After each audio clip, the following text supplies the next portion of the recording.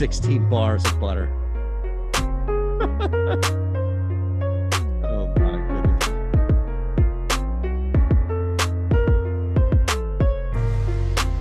Welcome in. Happy New Year as we are officially in 2022. We appreciate you hanging with us. The extended version of the deeper dive here, Yahoo edition. Myself, Matt's in the house as always. Jordan is producing, and we appreciate all of you who have been hanging before this show even began to the hundreds, if not 1K plus, who will be in here. And don't worry, we have the deeper dive coming your way in about a half hour. And then live before lock, we'll take you up 10 games on the slate. Doesn't look like anything is in jeopardy. Thank goodness. And Matt, no matter how much you try about my Sixers possibly being upset against Houston, you cannot ruin my Monday. I won the Awesemo season long, and my Eagles are in the playoffs. It's a good day today. Wow. Great day for Eytan Shander. Not as good as I was just going to say for Alex Baker right now. No, I'm not in that category. Himself. Look, my expectations, Matt, are not that I would win $1 million each week. So, yeah, congrats to the boss. But, I mean, I've limited my expectations a little bit. Well, I'll just say I'm doing somewhere between Alex and Antonio Brown on today's slate. Okay, fair enough. As long as you're not just walking out in the middle of the show, throwing your hoodie off and your hat in the air and just being like, although that would be epic. I mean, if there's ever a way now, it's going to be, it used to be Costanza. Like it used to be try to get fired like George Costanza out of Seinfeld. Now the new thing is, we'll just go out like AB, man. Hands up, shirt off. Let's go. If I was going to go Costanza, I would try to go just when he was doing the leave on a high note thing. Right. You know, I'd make a good point and just walk off the stream. Good night, everybody. That's it. Yeah. You've been great. That's it for me. All right, man. Well, let's try to go out on a high note tonight, man. 10 games on the slate. So much better than trying to force 3 down to 2. It's been crazy seeing these games just disappear from us as we're talking about them. Anything jump out besides the obvious, which I guess for a lot of people may not be as obvious anymore because so many of these shows we do where we have to go through and say, well, look, there are about 4 or 5 pay-up options, but they're all hurt or they all have COVID, so don't worry about that. So that seems to be a pretty cool change right now in the slate tonight for us, Matt, is that all of these pay-up options are actually options. Yeah, now we've kind of made it through. It seems like we're through the woods a little bit as far as half the league having COVID, but now we have to deal with half the league trying to return from COVID. You don't know. Are guys going to get right back in? Are they going to be out for reconditioning? Are they going to jump right back into their full workload? So like there's still plenty of stuff, but unfortunately a lot of it isn't quite as clear cut. So we have a few questionables. We have some not on the injury reports, first game back type situations where we kind of have to read between the tea leaves a little bit. And it's a 10-game slate. So there's plenty of stuff to kind of dive into. All right, so we're going to bounce around position by position here and always use what we have on site. Everything with Awesemo, Awesemo Plus Platinum. And if you're still not part of that and you're not part of Yahoo, click the link below. When you sign up to Yahoo, you're going to get that 1 free month of Awesemo Plus Platinum. So let's start at the point here. And again, I actually... is it back to a stars and scrubs night for you? Because we have the luxury, if you will, Matt, of extending this slate a little bit. Are you going to attack each position from a stars or scrubs mentality? Yes. You know, there's still a lot of strong value options that kind of dominate the slate here on Yahoo. You know, starting at point guard, there's a few guys that are down, 10, 11, even $14, something like that. So, there's a lot of players that are just kind of screaming as strong value options, which then pushes you towards a stars and scrubs build. So let's look at the point here. And, Odd Shopper, again, is where we constantly go for any type of reference if you're placing a wager. And it's good to also because you have Alex and Awesemo's projections on there. Hardin's only projected for about 23.4 points on the night. And he's right up there at the top at 52. Meanwhile, Marant is down there. And I know that they're down a couple of guys. I can't imagine Kyle Anderson is going to truly impact Morant's productivity tonight for you, Matt. But I know they're down a couple of guys, still down a couple of guys. Marant has gone over 30, 3 straight games. Looking at just the point guard position with Doncic back, Trey Young, Steph. There are a bunch of other guys there, but that game kind of jumped out at me. A, because it looked like Harden was priced too high, and B, that Marant at 40 seemed a little low. So the thing with Hardin that you have to ask yourself is, how much are you buying the recent production, right? Because we saw him earlier this season and the results were fine, but they didn't necessarily justify him being, a $52 player. If you're going off of just the last couple of games, then $52 is too cheap for him, right? He's had like 65 plus now in 4 straight games. And one thing that Greg Ehrenberg pointed out to me when we did our show together on Saturday was that James Harden's free throw rate is now back up, pretty exponentially, right? He's had at least 15 free throw attempts in 3 of his last 4 games. So the whole emphasis on, not giving ticky-tack fouls when guys are initiating contact, it seems like that has kind of gone by the wayside as the season has progressed.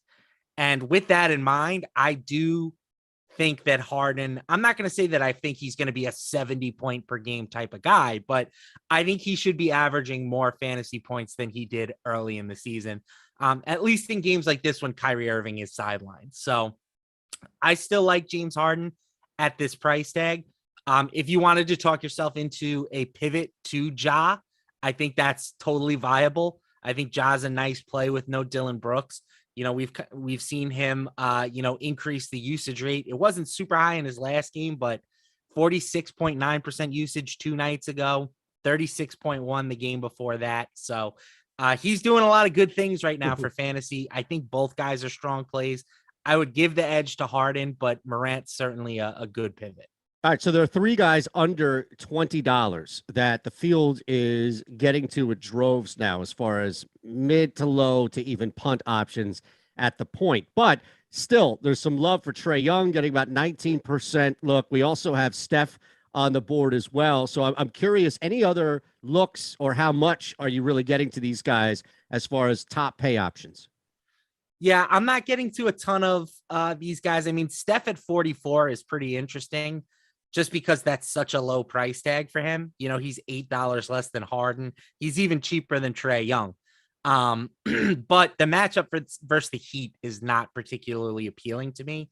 So I have a little bit of Steph and a little bit of LaMelo, but mostly for me, it's going to be Harden and Ja at the top. All right. So now we start to look at a couple of guys who are popping up. Simons is right there at the top as far as our ownership projections here for Yahoo at the point. $10, the cheapest spot, able to take advantage of what's happening with Portland, clearly 39.6%. Do you find yourself on point with that? Now, you also have a couple of other cheaper options that at least the field has pivoted to, from Dennis Smith to even Reggie Jackson at 19. Yeah, so the question you have to ask yourself with Portland is just, how do you see the minutes being split between Simons and Dennis Smith Jr.?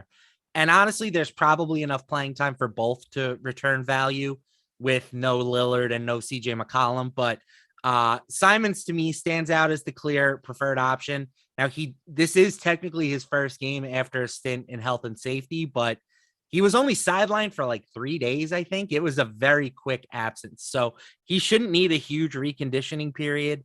I think he starts and, he can definitely provide value in that role with no Lillard or McCollum. We've seen that pretty often in the past.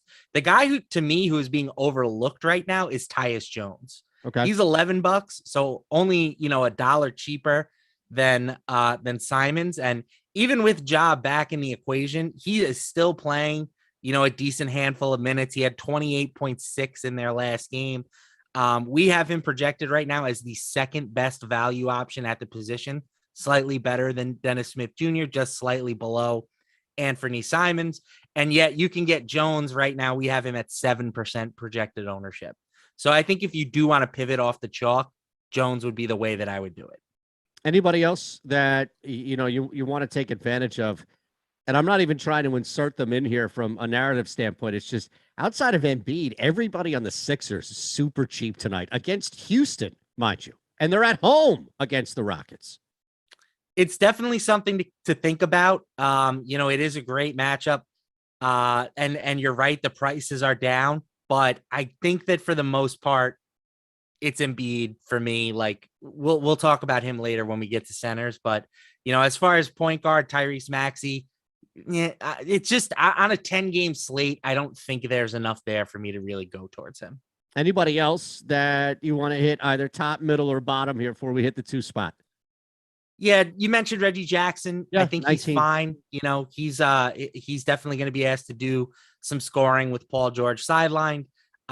He's going to be popular, but $19 for him is also probably too cheap. So yeah, I would even say you could take out probably. Just why is he only $19 with the expected usage rate going through the roof without George? And that alone without George, it would seem that you could get away with him being at 24 to 25. Sure. Yeah. I mean, he did miss some time recently, I believe.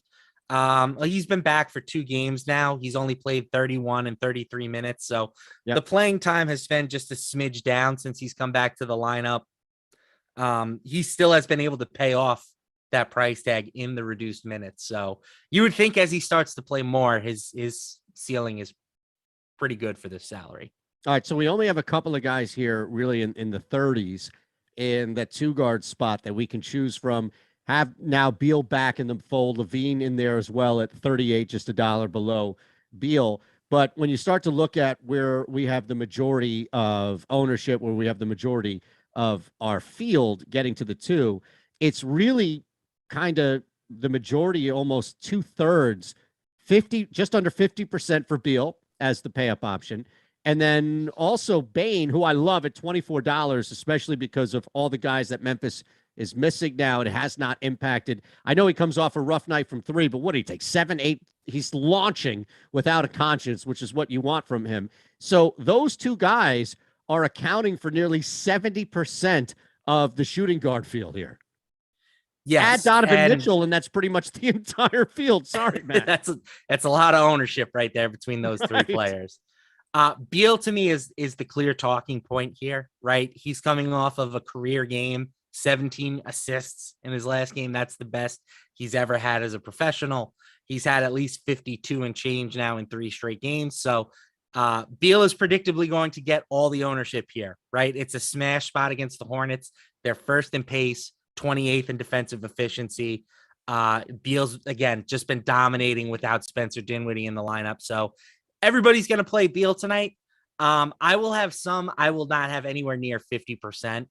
I think, if you want to say, oh, Bradley Beal is now, James Harden, where he's going to be having, 30.15 assist games on a nightly basis, then yeah, $39 is probably too cheap.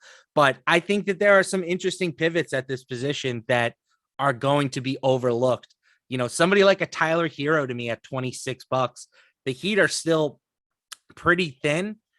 He's playing tons of minutes. Like I would rather play Tyler Hero, who we have projected right now for 2.5%, than Bradley Beal, who we have projected for 50. Yeah, that makes more sense. Absolutely makes more sense because of what you're saving on there. Yes. Yeah. And Bane and Mitchell are fine too. But again, like, I don't think that there's a huge difference between some of the, like, there's not enough reason for those guys to be carrying so much more ownership than somebody like, a Terry Rozier at 26. He's been fantastic. He gets a good matchup here versus the Wizards. So I think that the way that the ownership is condensed right now, shooting guard for me is a position where I'll be getting a little bit different tonight. I don't know if it's cheap enough of a move to make, but some of the field, at least single digit, and I recognize it. You have 2 guys. Cade Cunningham at 29 just seems like it's not worth it at $29 of what you're going to get back to save. $20, though, for Will Barton. Is there any maneuverability there? Barton for 20 is fine. We have him as a pretty respectable value if you're not looking at, like the pure punts. I think, again, the way the ownership is distributed, we don't have to get too weird tonight. Okay. So, yeah, I'm crossing Cade Cunningham off. We don't know what he's going to look like in his first game back. The the Pistons have gotten enough from like Hamidou Diallo and Sadiq Bey that I don't think that they need Cunningham to come in and be like a 38-minute usage monster in his first game back. The guy who I really like, if I'm not going with an expensive player, is Caleb Martin, for a lot of the same reasons I mentioned for Hero, right? The Heat are still pretty dinged. And Martin is playing all the minutes he can handle for them right now. He logged, 33 in their last game, 37 and a half the game before that, finished with 34 fantasy points. He's been, roughly a fantasy point per minute player over the past month. So I like him. The Heat are not in a great matchup against the Warriors, but overall, I think their team has some spots that we can target tonight. All right. So I think we've covered a lot, especially as far as where you're getting to here at the shooting guard spot. We'll move to the small forward, but just making sure if there's anybody else you want to clean up on the slate here. I think that's good for shooting guard. Okay. So again, we have the full deeper dive coming your way in, I don't know, about 18 minutes or so. Make sure you hit that thumbs up button if you're hanging with us live before lock following that. So we appreciate all of you being here ahead of time to get some insight from Matt from Yahoo. And I saw earlier Plan B, Smoothies, asking about this link. Just scroll below and you'll see just below our description, show more. And there are a bunch of different links in there. I mean, we have 25% off your first week at Awesemo Plus Platinum. We have that 22 days still where you can get $20 for the promo code 2022, 22 days of Awesemo Plus Platinum. The big thing with Yahoo, as we keep telling you, is that you're going to get that one free month of Awesemo Plus Platinum. It's insane. We've got like 6 or 7 different ways where you can either get percentages off or simply a free month. So yes, all of that is there. Butho Jenkins is in the house as well, asking who the best player is on the slate as normal. We'll see. We'll see. It's tough. We've got a Jokic sighting on this slate, but maybe we can convince Matt, for Butho's sake, at least, that it's Joel Embiid. All right, brother, let's move to the 3 here. And only one true pay up, if you will, in Jimmy Butler as far as separating himself from the rest as a cost standpoint. You mentioned Diallo, $28. I don't know if the cost has caught up to him. And then in between, we have Anthony Edwards. Again, we talked a little bit about the Clippers being down. Maybe there's a pathway there. There are other guys, cheaper guys. So I'm curious where you specifically begin at the 3, Matt.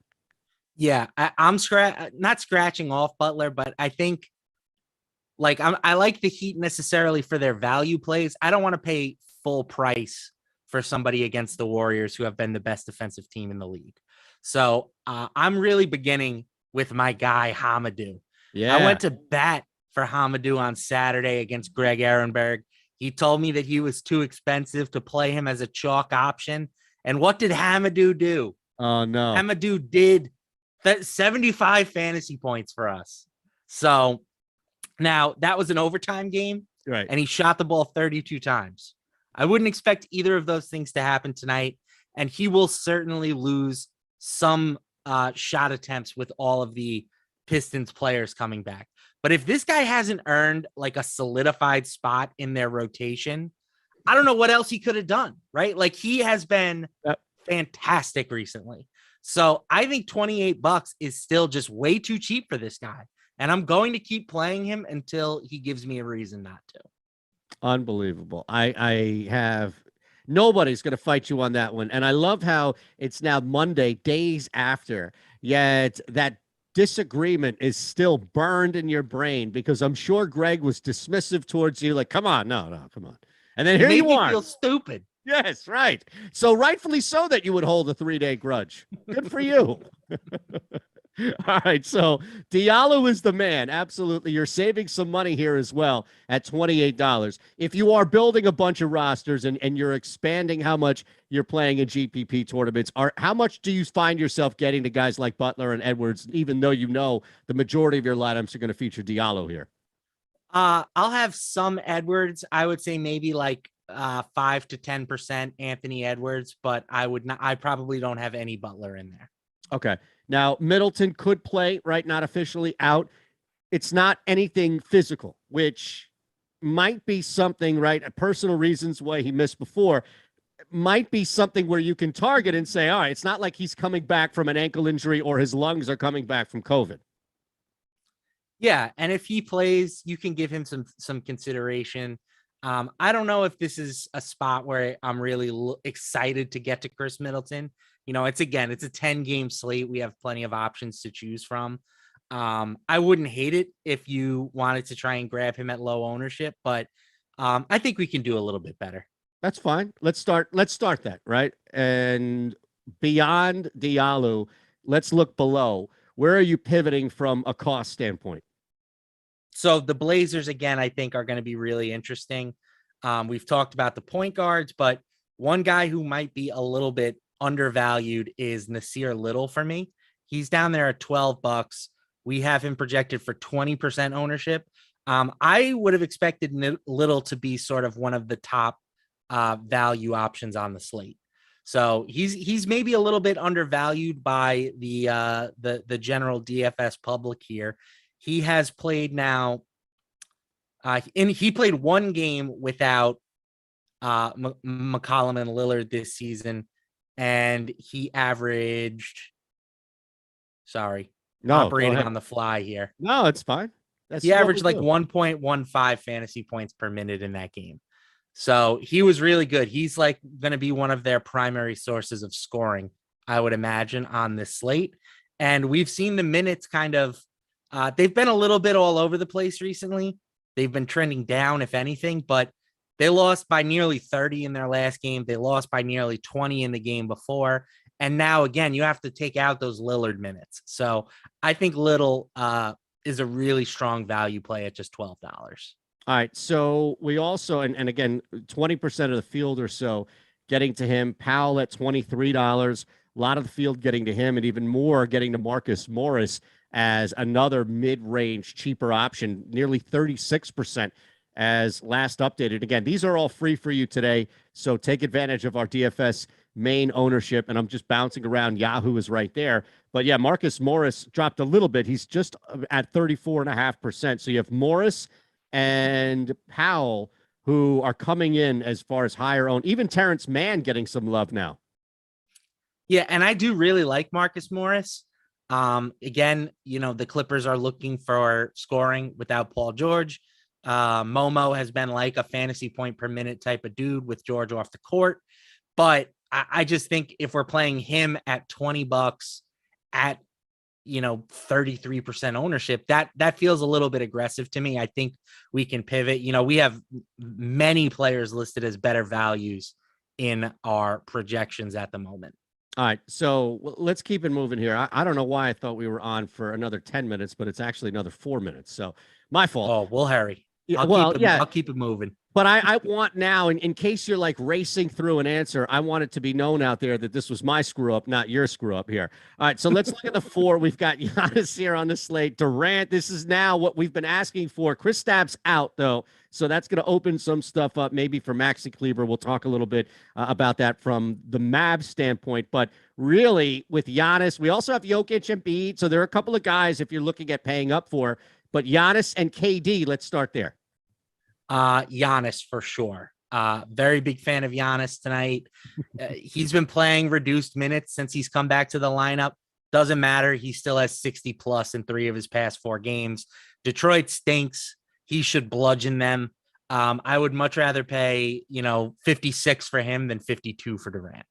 All right. Now, below that, where are you pivoting to on larger amounts of rosters here that you're building here for rostership on Yahoo? So you mentioned Nance. I think he's a nice option here for the shorthanded Trailblazers. You've got Maxi Kleber. I don't necessarily love Kleber, but he's fine at the minimum. He should see plenty of minutes with Porzingis out. I like Ibaka at the minimum for the Clippers. Again, another guy that kind of needs to do a little bit more. So, and then Daniel Tice for the Rockets. They're going to be without Christian Wood. They still don't have Şengün.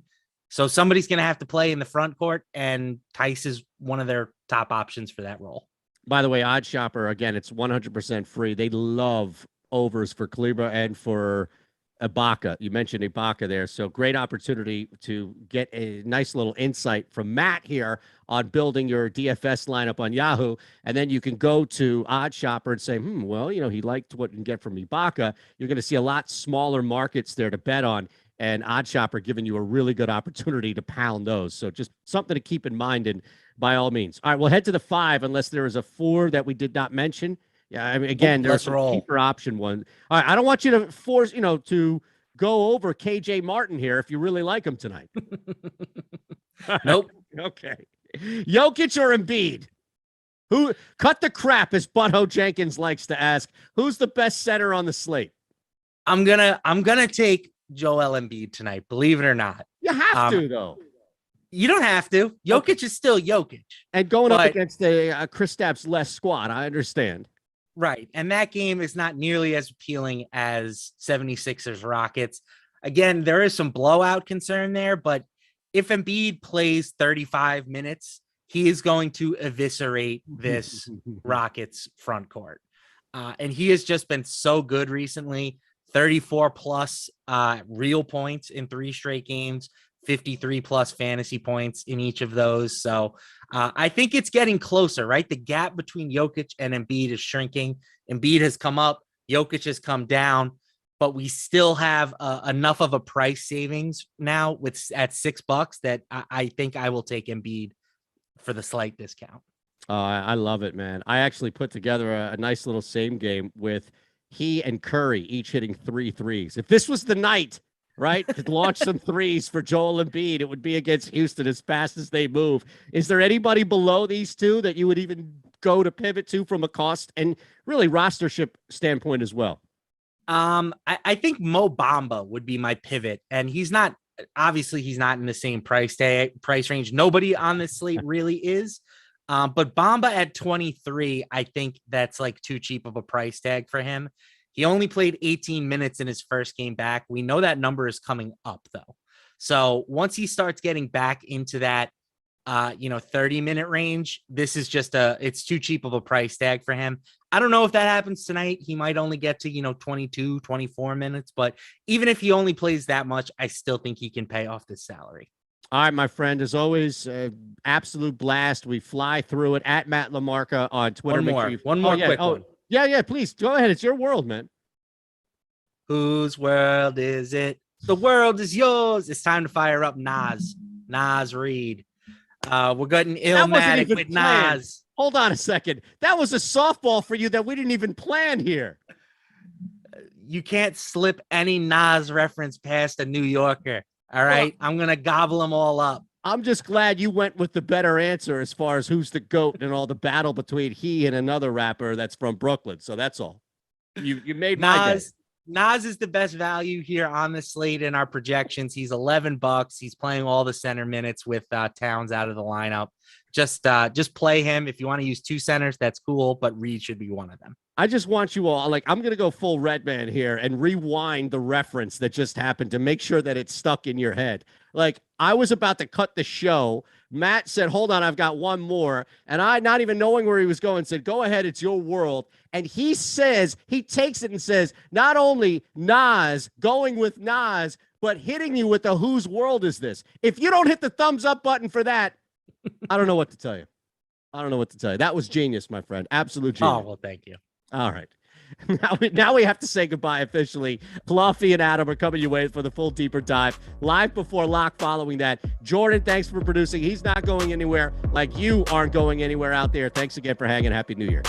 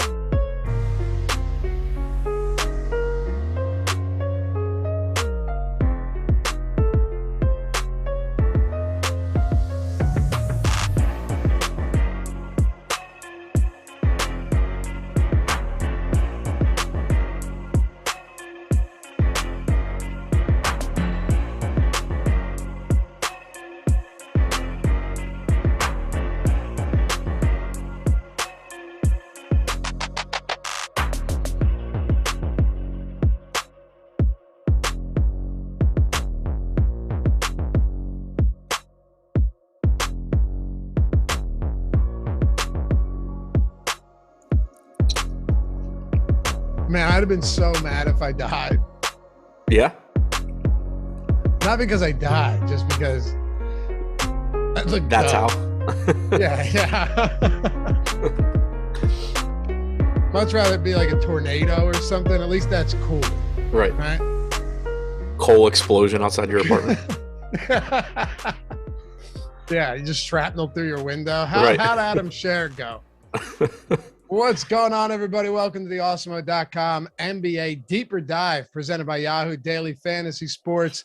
Bit of an early start today. We got 10 games to hit on, and once again, a lot of guys on the COVID list, a lot of them being activated too. So still some questionables that we're looking out for.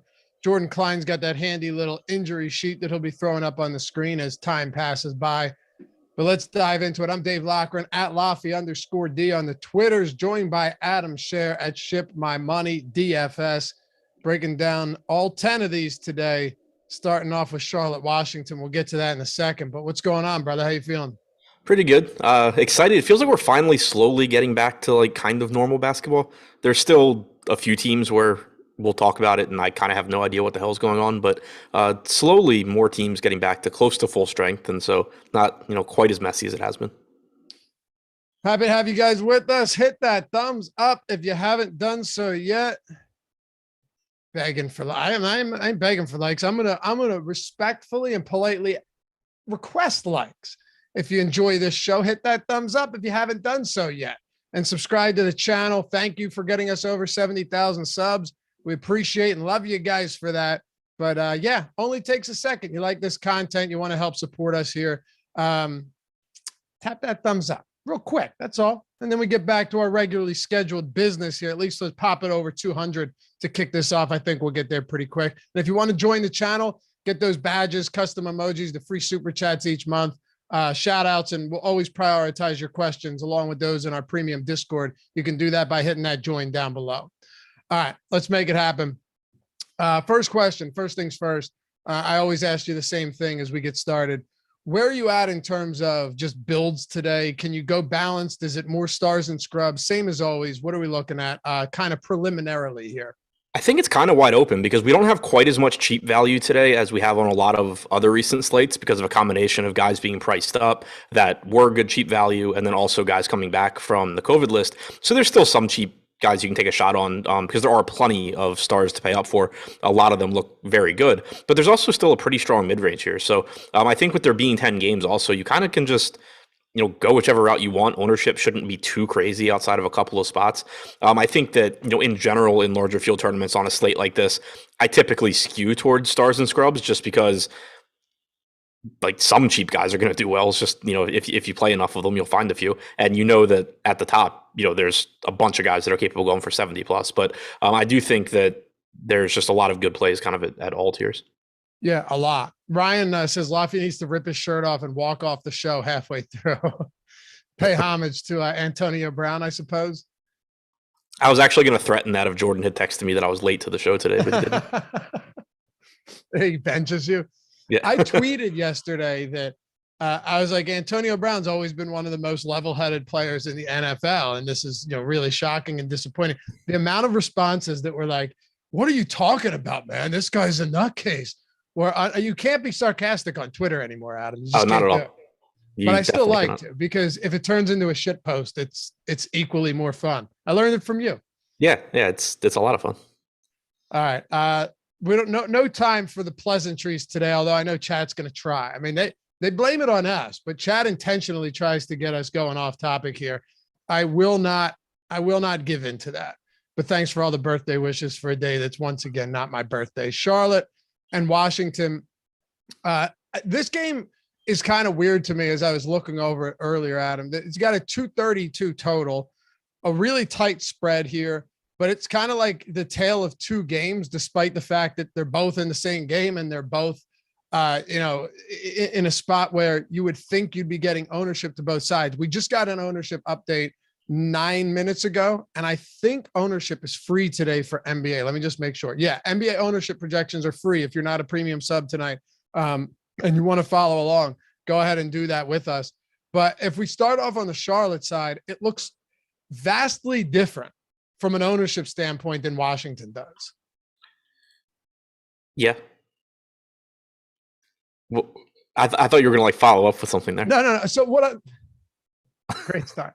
What I'm saying is it's a 232 total. It's a close spread. Like the game has the potential to just be a track meet, right? Or a shootout, back and forth, high scoring game, could soar over the total here. Washington's getting a lot of ownership, and we'll talk about them. We'll get to Gafford and KCP, and we'll talk about Beal, who's coming off a 17 assist game. But with Charlotte, I think a lot of the pricing here just makes it a little bit prohibitive, whereas on the other side, you're not getting that.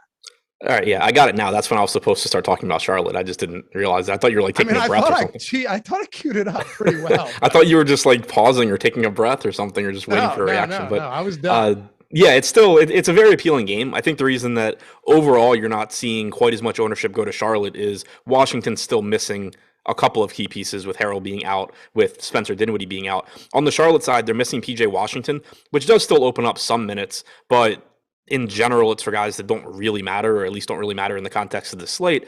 And then there's also kind of some question marks about how many minutes you're going to get from somebody like Miles Bridges, because Bridges returned to the lineup yesterday, but Charlotte got blown out, and so you only got like 26 minutes. He didn't run the longest rotations either. He only played about 15 or 16 minutes in the first half. So on the one hand, I think Bridges is really interesting in tournaments. I included him in my tournaments video earlier on DraftKings at 7,400 because he was getting very little ownership. He's still only at 6%. If he gives you the 36 or 37 minutes that he's averaged this year, he looks pretty good because he's a point per minute guy even when LaMelo Ball is active. And, obviously he's going to outperform his averages around half the time. But there's no guarantee you're getting that many minutes. If he plays like 33, 34, then you kind of have your work cut out for you. But at low ownership, I do still think he's pretty interesting. The top guy to me here, though, is still LaMelo. I think that is typically the case, but 9,500 for him is a pretty cheap salary. He's a 1.4 to 1.5 fantasy point per minute guy. You're likely to get around 34 minutes from him here. So I think Ball is the top guy for me. Bridges is number 2, but Bridges is a little bit more interesting from a position standpoint because there's a lot of really good guard options tonight. There's a ton of center options. The forward positions are a little bit weaker, so it might be a little bit easier to get Bridges into lineups, even though relative to salary, I still think Ball looks like the better option. It kind of feels too like recent blowouts and foul trouble is going to suppress his ownership a little bit, right? I mean, he's not going to keep playing 25 minutes a game. If this game's competitive, you're getting 33, 34 minutes from LaMelo as a almost 4.5 DraftKings point per minute guy. Yeah, exactly. Charlotte has been in some blowouts recently, in addition to just kind of having guys in and out of their lineups. Yeah. And he fouled out of one game. And I think the other game he had 4 I thought he was in foul trouble in another game that limited his minutes a little bit, but yeah, I think that's a perfectly reasonable price point on him in a game that has the highest total on the slate. And I think you're right. If you just go back through his last 5 games, 33 minutes in a game where he fouled out, 25 minutes in a game where he had 4 fouls, 25 minutes in a 24-point win, 34 minutes, 23 minutes, and a 34-point loss. Right. So all of them had, like, if they were competitive and he wasn't in foul trouble, he was getting 33 to 34 minutes. And he fouled out in the one. I don't know where he fouled out in that, but still got 33. It was close. But on the other side, man, Bradley Beal had one of the most efficient games as a passer that I've ever seen. He had 17 assists last game, Adam, on 21 potential assists. That's almost unheard of. Yeah, he's averaged in the games without, or the last 2 games without Dinwiddie, he's averaged almost 20 potential assists per game. Yeah, 33% usage rate with Dinwiddie off the floor this year as well. Or assist rate with him off the floor as well this year. But I mean, he is coming in at a decent price point. But if you're getting that type of opportunity as a facilitator and also an easy 30+% usage guy, don't forget he's got 20+ field goal attempts in both of those games and a combined 14 free throw attempts. Is it still worthwhile to get to Beal today? I know he's expensive. I know it's a 10-game slate, but this feels like this could be another 60+ fantasy point spot for him. Yeah, I still like him here. Like, there's plenty of competition for roster spots, but I don't really have an issue with this $10,400 tag in a great matchup against Charlotte. It's one of the fastest teams in the league. They're not very good defensively. But to me, one of the most interesting things with Beal had been that he had looked basically just like a different player this year, even without Dinwiddie on the floor, compared to what we saw without Westbrook last year, even though it's more or less the same type of players around them. You have Kyle Kuzma, but he's like a 22% usage guy. It's not like he's doing a ton to get in Beal's way if Beal wants to take over a game. One thing that I think is benefiting him recently too, though, is there's no Howell Neto. There's no Aaron Holiday. Now there's no Brad Wanamaker. So it's not even like you're putting him out there with another point guard that is still going to take away some assists. This is Beal running the show now. He has the ball in his hands more, so there's more assist opportunities, and there's also, it's just easier for him to shoot. So I do like still getting to him here. I'm a little bit more inclined to lean towards the numbers that go back to last season as well, where if you take Westbrook and Smith and all of these point guards off the floor, Beal's usage rate is in the mid-30s. His assist percentage approaches 40%, and he's going to play a ton of minutes as well. I think expecting 37 or 38 on average is very reasonable, because you could easily get a 40 or 41 minute game if this game's competitive to the end. What do you think about Gafford here in a spot where you have no Anthony Gill, who played 24 minutes last game? Gafford had a nice game in only 20 minutes, but we were talking about it before the show. You do get Davis Bertans back. So what do you think the breakdown in terms of rotation and minutes looks like at center tonight? I want to go right back to Gafford. I think it's likely that you get 30 minutes or so, if not more. He's averaged about 30 minutes per game in his 3 starts without Harrell. Obviously, that's pulled down a little bit by last game, where he only played 20 minutes. But they do kind of like Anthony Gill. He's someone that just, it seems like every time they put him in, he comes in and just like makes enough plays to kind of stay on the floor. Especially if there's nobody really ahead of him that they have to get out there. But now with him out, you go back to Bertans, who I assume is going to play 22, 24 minutes, unless you happen to get the first time in the last 3 years that Davis Bertans gets hot from 3 and stays on the floor. I don't think there's anything really blocking Gafford from getting out there. My read on last game was basically just that it was sort of a hot hand situation and they wanted Gill down the stretch. So I think that it's likely you get mid-30s, you get around 30 from Gafford. You have the potential for more, but it's also a fantastic spot against the Charlotte front court. He's well over a fantasy point per minute player. I think he looks very good at 6K. What else do you like from Washington? A lot. Like, do we have to go to KCP? He's getting some love. I think KCP looks good. He's the type of player where, at 4,900, is it likely that he really kills you if you don't have him? Probably not, but he also can play huge minutes here. Like you're getting Bertans back, but you're losing Gill, so it's pretty likely that most of those minutes are going to Bertans, or to Bertans, I think. So last game we got like 38 minutes from KCP. I think it's likely you get 34, 35 here. He's around the 0.8 fantasy point per minute guy in a good matchup, so he's going to look pretty good. But if you didn't want to go there and you wanted to go to spots with lower ownership and kind of just hope that other people, take production away from KCP, Denny Avdi at 4,700 is likely to give you 32 minutes here. Corey Kispert at 3,900 is likely to give you around 30 minutes. Those guys are both getting like half the ownership of KCP. So I think KCP is a good value, but I also don't necessarily think the ownership gap should be as big as it is between him, Avdia, and Kispert. All right. I like that. Yeah. And Avdia is getting around like 9%. That seems about right. I don't think that's out of control at all. Let's move to the next game. Then we'll talk about Houston and Philly. Antonio Brown taking inspiration from Kevin Porter Jr. Adam, as that man seemingly had some issues with the coaching staff last game as well, along with Christian Wood, both of whom are suspended. Did you hear too that apparently Kevin Porter Jr. was held back from attacking other coaches? This is what I heard. Yeah, I just saw that headline. So I saw that headline like 3 hours ago, and I actually thought that it was like a new thing that happened after he was suspended, but it was just more reporting from the other day. Right. Yeah. Remember though, in Cleveland, he had similar issues. Remember in the locker room? Yeah, where he was like throwing food at people and stuff. Wasn't it food? Yeah. Yeah. Yeah. I think he threw like soup at somebody or something. I was going to say he threw food, but I didn't want to sound dumb because it's like, wait, who's throwing food at people in the locker room? But then when you just said it, you confirmed. Yeah, he was definitely throwing food. I'm pretty sure he chucked like soup at somebody or something. Yeah, it was something about he was he was a rookie at the time, and I can't remember what happened. That's it. Yeah, that was it. Wasn't he out for a while for was it like emotional or psychological reasons, right? Yeah, I think he was getting like counseling or something, and then they acquired Taurean Prince and gave his locker to him, and he didn't like that. And no shame in taking some time off to handle your business, but yeah, coming back for that. Would you be pissed? Was he a rookie at the time? Because if you're a rookie, I don't know if he was rookie or second year. What's up? I don't know if he was a rookie or if it was his second year. I think he was a rookie. Yeah, I thought so too. I don't know. It's unimportant. He's out tonight. No, it must have been his second year because no, he wasn't a rookie because he only played in Cleveland 1 year. Wikipedia says he was on Cleveland from 2019 to 2021. No, he was on Houston last year. He didn't play at all in Cleveland last year. Well, right, but unless it was okay, so unless it was like before the season began and it was like practice. I think it was mid-season. He just didn't play like for half of last season. Right. Yeah, but he was on the Cavs, and then they traded him, and then he started playing. Right. You're right, but he didn't play a game for Cleveland last year. Yeah, you're right. Okay. Anyway, with him out and Christian Wood out suspended today, it's definitely going to open some things up against Philly, and we can dive into this one.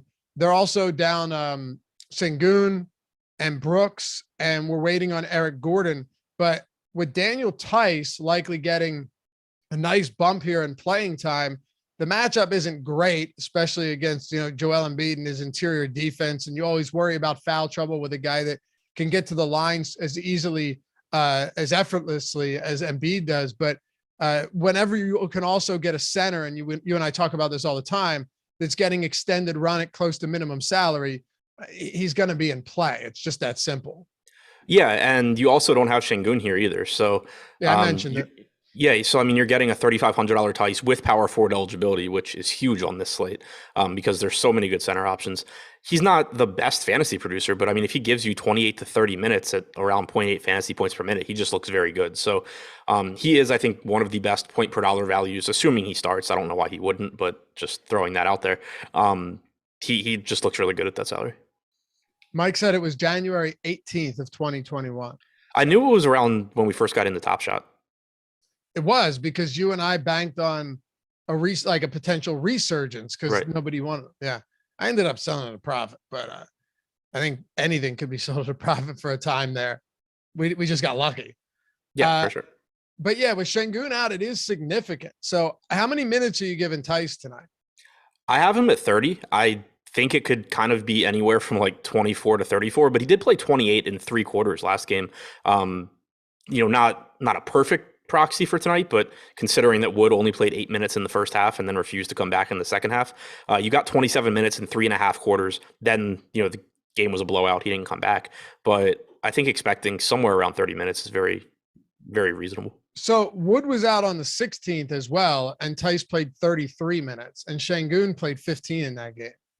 Right. Yeah. So, I mean, I think it's kind of like people mentioned the blowout in chat. I think that when you just kind of when you combine, there's some chance of a blowout, there's chances of foul trouble, there's chances that, the rotation just doesn't quite go that way.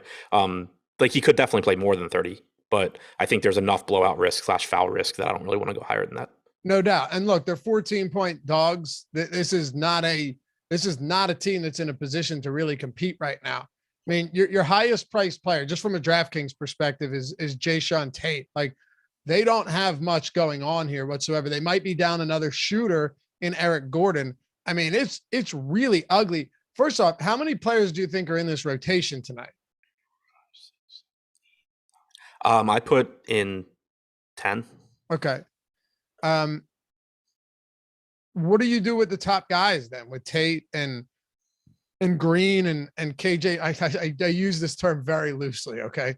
KJ Martin, Garrison Matthews, who is back. Like, where are the minutes going? Who are we targeting? I don't know that you really see crazy minutes from anybody because, like I said, I think they play 10 guys. But there's sort of just guys that you can look at in tournaments. Tice is the one that I would say is a priority and that you're probably playing in cash games. But Jae'Sean Tate at 5,200, he certainly has a ceiling. We know that his assist percentage goes up without Kevin Porter. He's got about a 23.5% usage rate without Porter and Wood on the floor this year.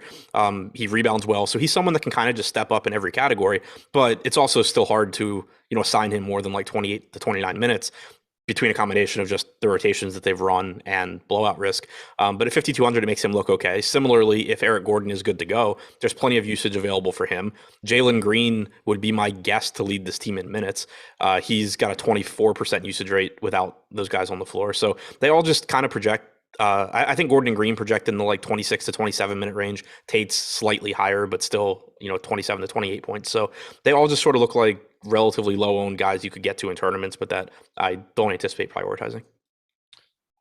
Someone says, unless Philly switches on defense, Tyus can pull Embiid out high. I don't know. He's a 28% 3-point shooter. It's Daniel Tyus. I don't really know if that's the case here. Look, this is not a good offense. Very simply, they're going to struggle mightily to score points tonight. I don't see any two ways around it, unless Philly just goes soft early and then puts the clamps on late.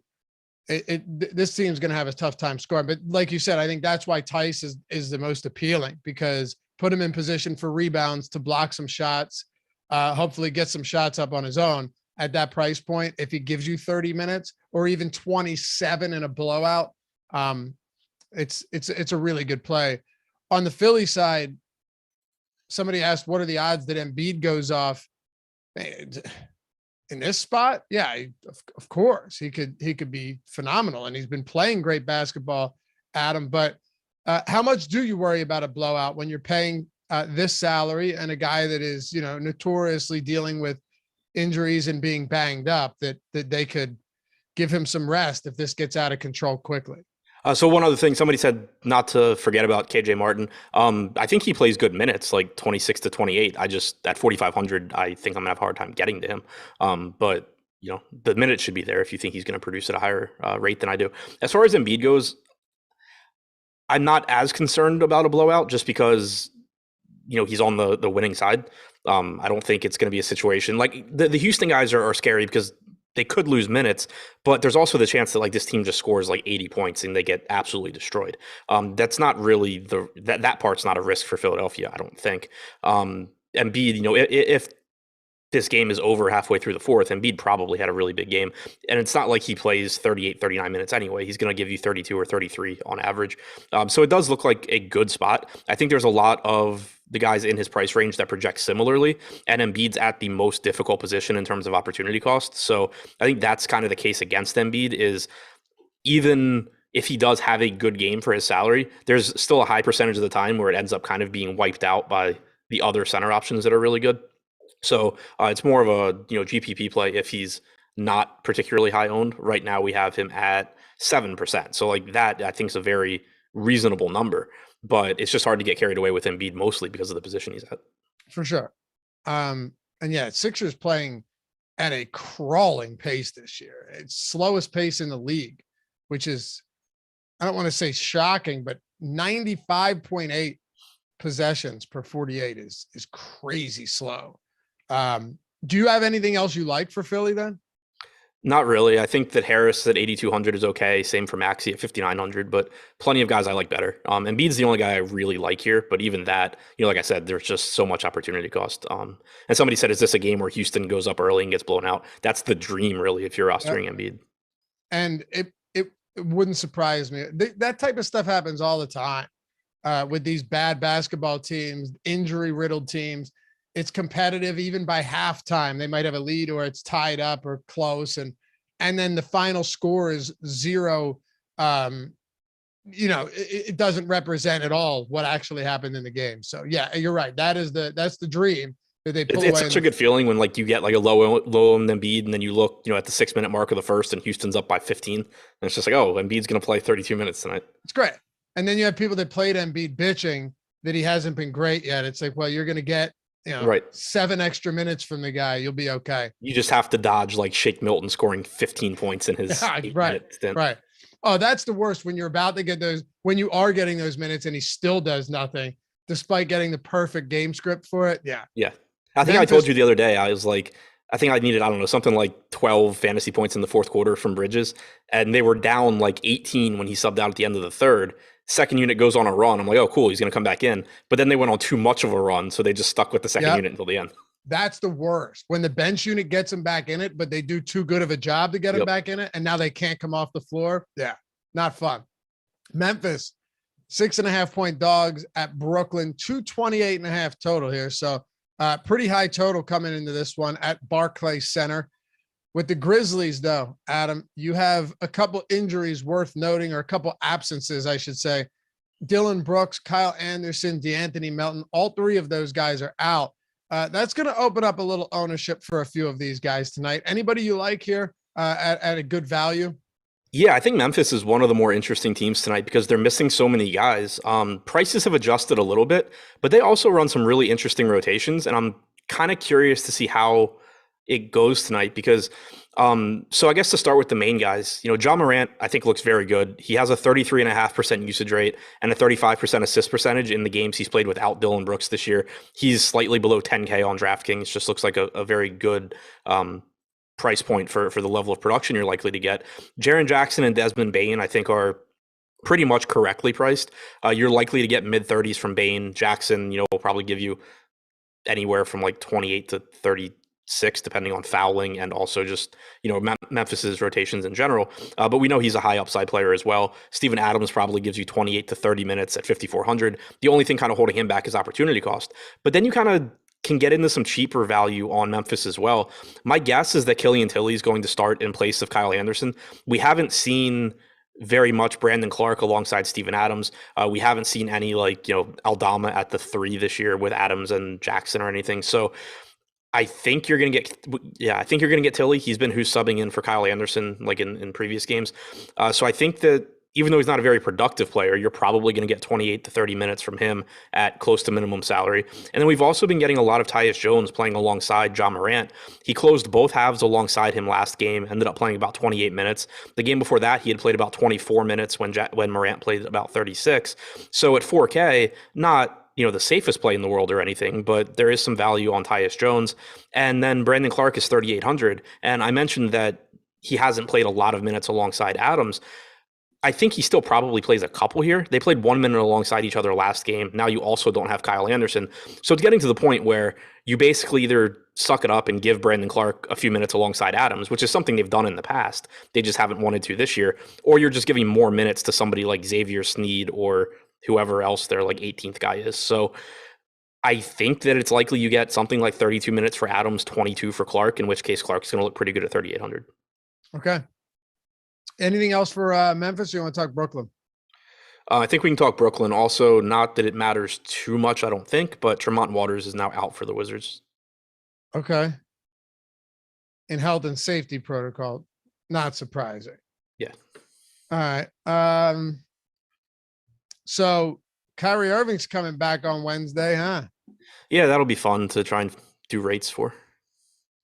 It's not going to be fun at all, but we've got James Harden still pulling heavy ownership for a 10-game slate today. I'd say it's pretty significant, especially for a guy at that price playing alongside Kevin Durant. But Adam, I guess when you've been as insanely dominant as Harden has been lately, I swear to God, man, every year, at least it feels like this. James Harden gets off to that slow start and everyone wonders, I see you shaking your head. Yeah. Like everyone wonders what's wrong with him, or, he's not getting to the line, right? Or he's shooting terribly from beyond the arc.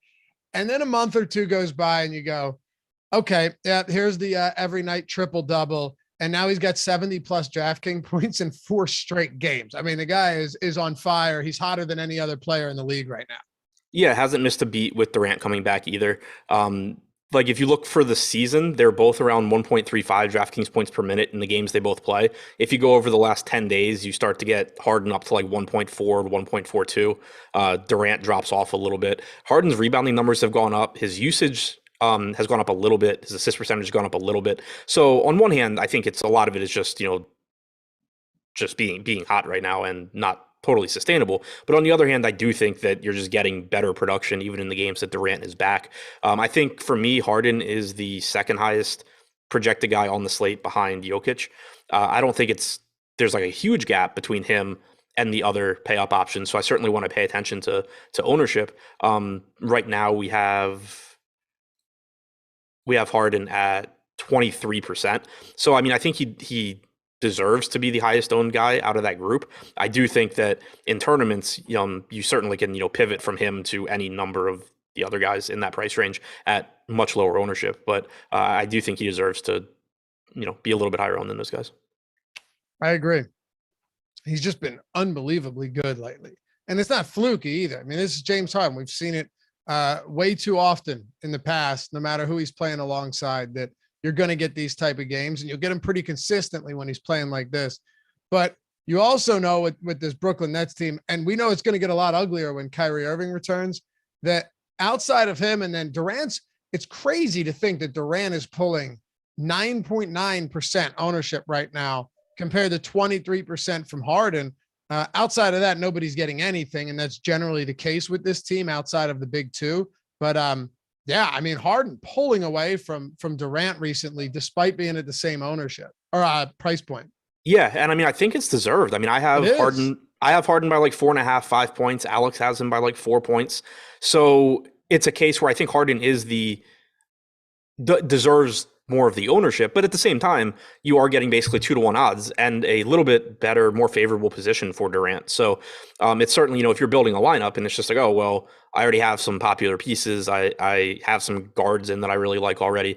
By all means, go to Kevin Durant. He still can go score 70 plus fantasy points, but Harden is, just the more consistent option, I think. I also think Durant looks a little bit better on FanDuel, just given the way positions work there. Are you a little bit surprised that Harden is still essentially the same price as Kevin Durant? Yeah, especially because we went through a stretch recently where Durant was out. So I would actually have expected Harden to be like, 12-5 or something. For sure. All right. I mean, on Yahoo, they're identical in price, and Harden's 52 compared to Jokic at 56. So, another good spot to target him.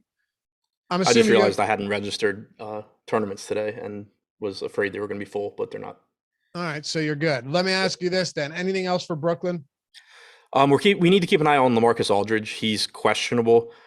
Last game, they moved Nick Claxton back to the bench. Aldridge played 20 minutes. Claxton played 22. If Aldridge starts, I assume you're getting something like a 26-22 split in Aldridge's favor. If he's out, you're probably getting 30 minutes or so from Claxton. But even that, I think, doesn't do a whole lot other than just make him another decent 5K center option. Yeah, we've got some sick promos going on right now. I think, Jordan, they go through the 7th, I believe. I think we go through the 7th. Yeah.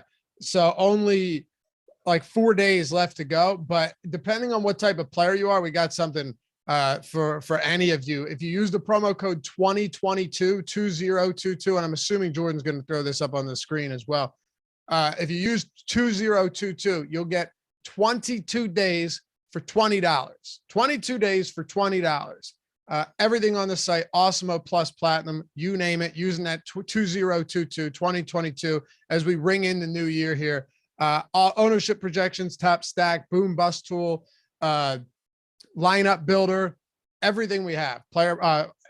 Just check it out. And it's not just for basketball either. Football, you've got the playoffs coming up. You have week 18 quickly approaching, PGA, everything, esports, MMA, whatever it is. If they have contests out there, we got content for it across the board, all of which were created by Alex Baker, Awesemo himself. Dude just took down the Millie yesterday too, which was pretty damn awesome.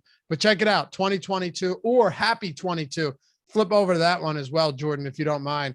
HAPP 22. I think if you just go to awesemo.com/promos, you can just click it anyway. You won't even need to type it in. You can click on either one you want. This one, 20% off the entire year. So if you want to make a legitimate investment into this stuff, check this out. 20% off the whole year. Platinum, Awesemo Plus. Again, every sport, every tool that we have on the site, 20% off. And be sure to join our premium Discord too. Good community. And not to mention, you have the office hours where you got the pros in there answering your questions and helping you better your game. So happy 22 or 2022, either one of those, whatever works for you guys. Awesemo.com/promos. All right, let's talk about you got all those contests in. Did you register? Yeah, we're good. Matisse Thybulle's out for the Sixers. Okay. I mean, that honestly doesn't mean much because they use Matisse Thybulle a lot more liberally when they're actually facing a team that has a good shooter or two. I don't know. Yeah, plus Danny Green's back.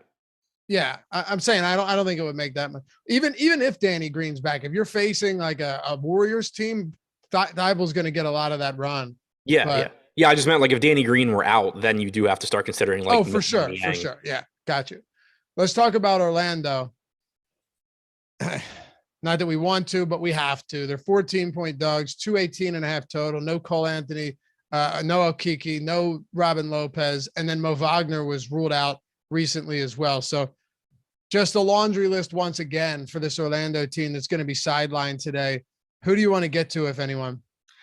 So I'm really interested in Wendell Carter Jr. at 7,400 on DraftKings. He's power forward eligible. He's kind of the only guy on this team getting ownership at 15.5%, but he's produced at a very high rate without Suggs or Anthony on the floor. Even if you drop his rebounding percentage by a little bit because you have Mo Bamba back playing who knows how many minutes. He started and played 18 minutes last game. I have him in for like 24 right now. So you're still going to get some increased rebounding chances for Carter most likely, but you're also likely to get 30 to 32 minutes and increased usage as well. 22.3% usage rate without those guys on the floor. So I think he looks pretty good. And then I also am interested in the Terence Ross piece.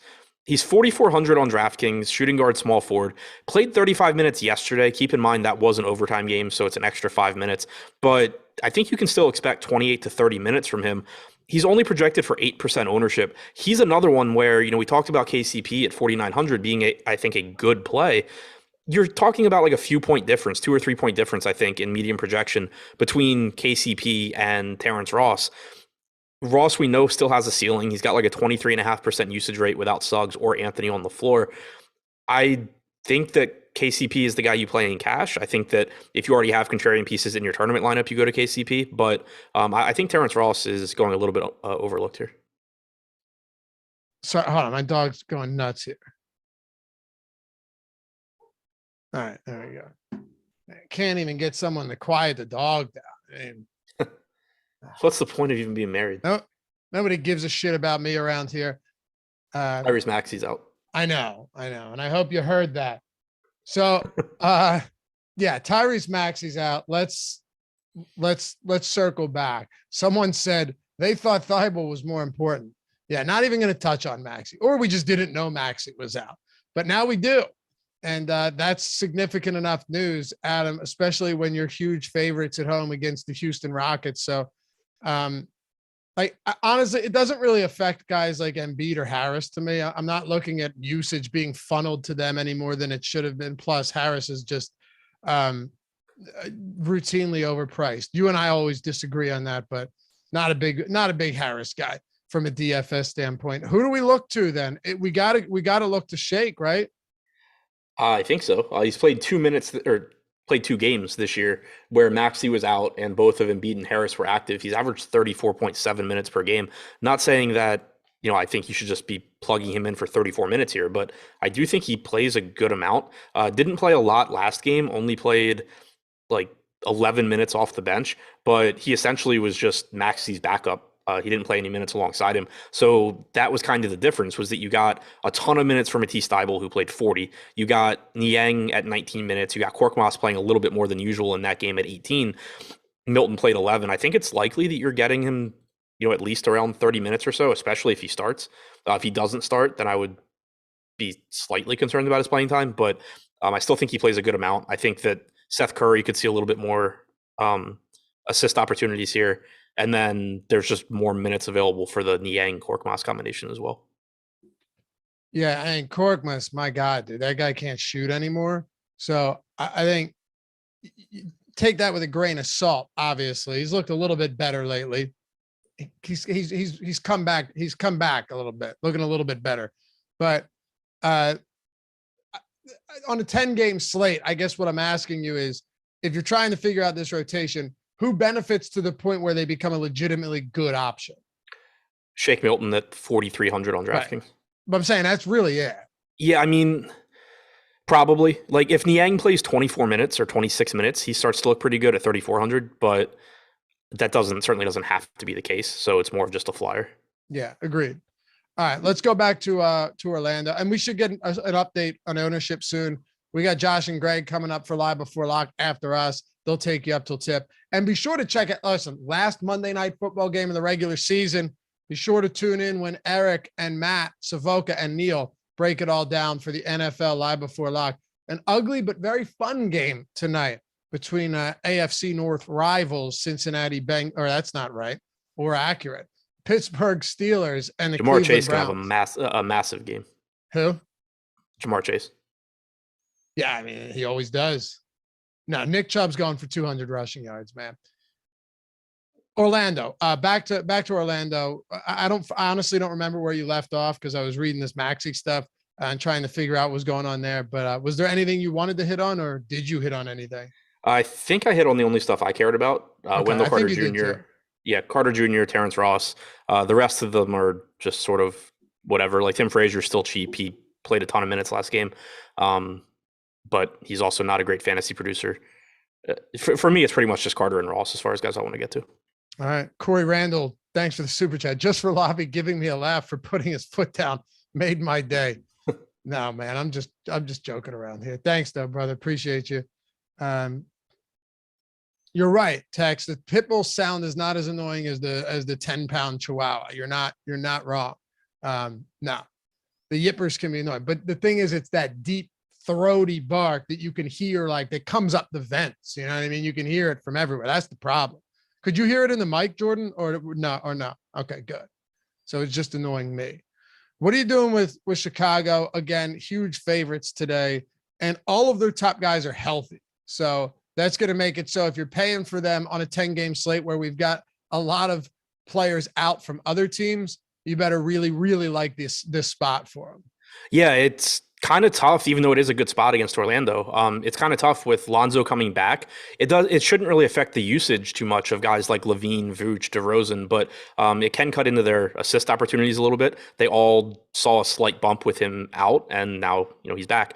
So I think that any of Levine, Vooch, DeRozan, even Lonzo or White look okay at their salaries in tournaments.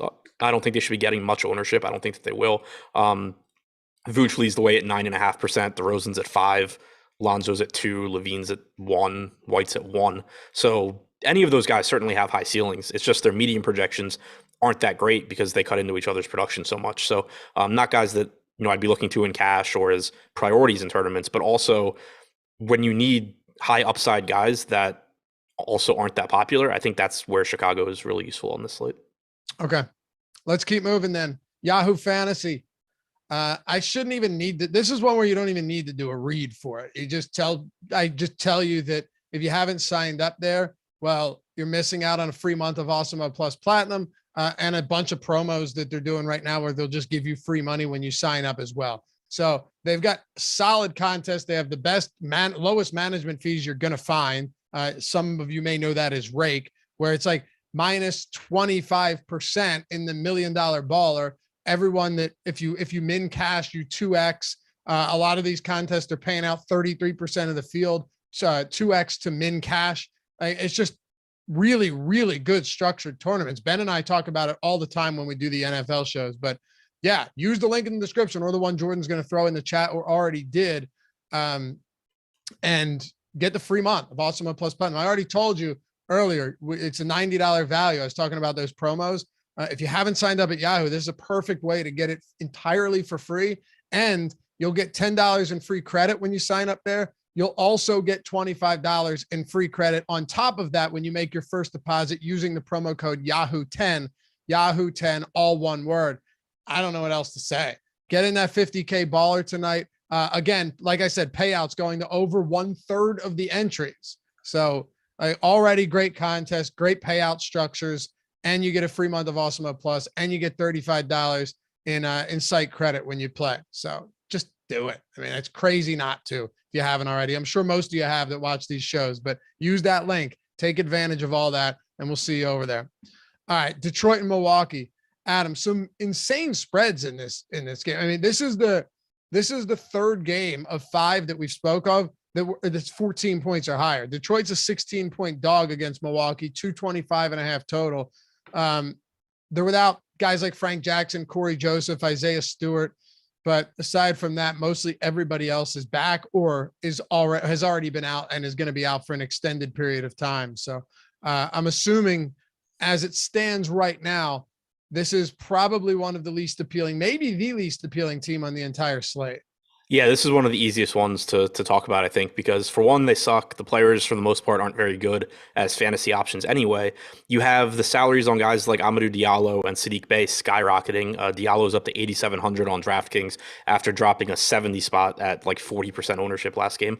Sadiq Bey is 8,500, but you also have Cade Cunningham coming back, which coincides with those salaries rising, and you don't expect them to produce that as quite as high a level with Cunningham back. He's extremely likely to be the usage leader on this team. He should lead the team in assist percentage as well.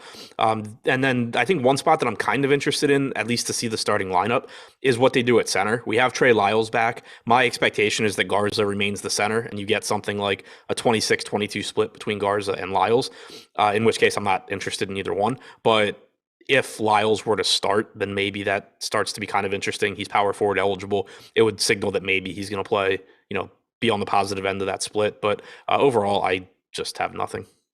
Do you have anything you like from Milwaukee today? A little bit more so, but still not a team I'm prioritizing. Giannis, obviously, you can always get to in tournaments. He looks like he's, a little bit underowned. He's one of the guys you could certainly use as a pivot to James Harden at lower ownership, likely to give you, around 30 minutes on average. They're massive favorites here, but he's the second best fantasy point per minute guy in the league behind Jokic. There's always the potential for him to just, go for 70 plus at relatively low ownership. We're still waiting on Chris Middleton news as well. We just got the Jordan Nwora news, who's out, so maybe we'll get the Middleton news sooner than later. Yeah, I was going to say Nwora was just ruled out, so if Middleton is out, I already thought that there was a good chance you would get 30 or so minutes from Allen and 30 or so minutes from Connaughton. You potentially see a little bit more playing time for those two. You also could just see Rodney Hood soak up some minutes. DiVincenzo is also out, so those guys become kind of appealing if Middleton's out. Drew Holiday, if Middleton's out, his usage rate goes up, his production goes up, but he's also still pretty expensive, so I think it'll be tough to get there. If Middleton's in, it's pretty much Giannis and then some mild interest in Bobby Portis in a really good matchup. All right, let's keep moving then. Make sure we hit on all the good games as well and get our Awesemo Hall of Fame segment in here, induct some new members. Utah and New Orleans. Aldridge is out, by the way, if you wanted to hit on that. Yeah, so I think it's just likely that you get Claxton into the starting lineup and playing something like 30 minutes. Utah, New Orleans Pelicans, Jazz coming into this one, laying 9.5 on the road, 228 total. Mostly a healthy team outside of guys like Hassan Whiteside being questionable with a concussion as a backup center. You're not really dealing with anything here unless we get late breaking news. So anything stand out for you or out to you against this Pels team tonight? Nothing stands out at all. It's kind of just status quo for Utah. Gobert, I think, is the best option in terms of projection versus salary, but there's also a million good centers. He's averaged about 32 minutes per game this year in the games with Mitchell and Conley. Mitchell's averaged 33 minutes per game. Conley's at 28 minutes per game. All these guys are certainly capable of big games in a very favorable spot against New Orleans. 119 implied total for Utah is certainly appealing, but I just think the salaries are pretty much where they should be. Just they're nothing more than like low owned flyers to me. On the other side of this one, I was a little surprised to see Nikhil Alexander-Walker getting around 15%. But I guess he plays 27, 28 minutes in a spot like this. It's just, an underwhelming matchup, not a particularly good Pelicans team. We are projecting, I'm assuming we're projecting Ingram in right now. He's questionable, but I don't know. That's something we pay close attention to with dealing with that Achilles injury. What do you make of Nikhil Alexander-Walker and the rest of this Pels team? Alexander Walker is kind of the only thing I'm interested in on DraftKings. He's only 4,100. He's averaged 25.5 minutes per game and 0.9 DraftKings points per minute in the 15 games he's played off the bench this year. The matchup sucks, but he's just a little bit underpriced, especially for his upside with a 26% usage rate. So he looks okay, but I have trouble getting to any of Valanciunas, Ingram, Hart, Graham. If Ingram's out, it's a bump to guys like Valanciunas, a little bit to Hart and Graham. It's a bump to Herbert Jones, but even then, I don't think any of them start to look like priorities in this spot. Okay. So this game, mostly a wash for you. Pretty much. All right. Let's talk about Denver and Dallas. By the way, almost at 400 likes. Appreciate you guys. 2,300 people watching on a Monday evening. Let's keep it rolling here. I mean, we'll get to 500 pretty easy. We got 23 minutes to go. We can hit 500 before we get there. If you're on your phone, just click out of that chat for a second. Takes 1 second. Click like, pop back in the chat, say hello. However you got to do it. Pull over on the side of the road if you're driving and hit that. Jordan, why you these big eyes? Like I'm telling people just to pull their phone out on the highway while passing someone at 90 and hit thumbs up. I'm doing none of that. I'm telling them to be responsible, but help support the show. That's all. Thanks, guys. But that's only because you have to say that, right? What's that? That's only because you have to say that. Yeah, I mean, I would love to see somebody try to hit the thumbs up. I'm just kidding. No, of course, pull over on the shoulder, which is kind of dangerous, right? Like you ever pull over on the shoulder of a really busy highway? It's pretty frightening. Yeah, I feel a lot more safer just passing people on my phone. I guess so. It's a good point. But I'm saying, you've ever pull over to take a leak, like on the shoulder? Yeah. And the car's just whizzing by at 90 miles per hour? Yeah, it's not a good place to be. But you got to do it. And what you got to do is you open both doors up, right? Like I got an SUV, open both doors, back passenger, front passenger, and you use that as a stall. It's a very good idea. Yeah. Yeah. For those of you that have never done that and are unfamiliar with it, next time you're going to be like, man, I'm so glad I listened to Laffy on the deeper dive. All right, let's keep going. Dallas and Denver. Denver 3.5 point dogs, 213 total, pretty low total, but you already alluded to Jokic being a top option at the top of the player pool, as we do every single time we do this show. Monte Morris and Jeff Green are both out for this one. So that's two pieces of news that we've got. Where is Jokic still I think you said you like Harden as your top tier option right behind Jokic, right? Yeah, in terms of projection, I think Hardin is easier to get to than Jokic. I also think that's reflected in the ownership because Jokic right now is only projected for about 12%. So like half of Harden's ownership on DraftKings. The problem is just, that there's so many cheap centers that have really high ceilings. If Jokic hits his median projection of, call it, 60-ish DraftKings points, there's no guarantee that is particularly helpful at 12,400 when you could have somebody like Gafford go for 45 at 6K, and you could have, I don't know, off the top of my head, like Steven Adams go for 35 or something. So I think that's the risk in going to Jokic, but at the same time, he could just go for 75 and you're not going to be too worried about it. It is a good spot, a pretty appealing spot against Dallas. He's going to do a ton in the way of playmaking, rebounding, usage. It's all going to be there for him. I shouldn't laugh at this, but WS says, I literally was in a snowstorm in Laurel, Maryland, and it was a whiteout. And I was watching the 10 a.m. show, and I literally was struggling to hit the like while I was driving in the snow, but I got it.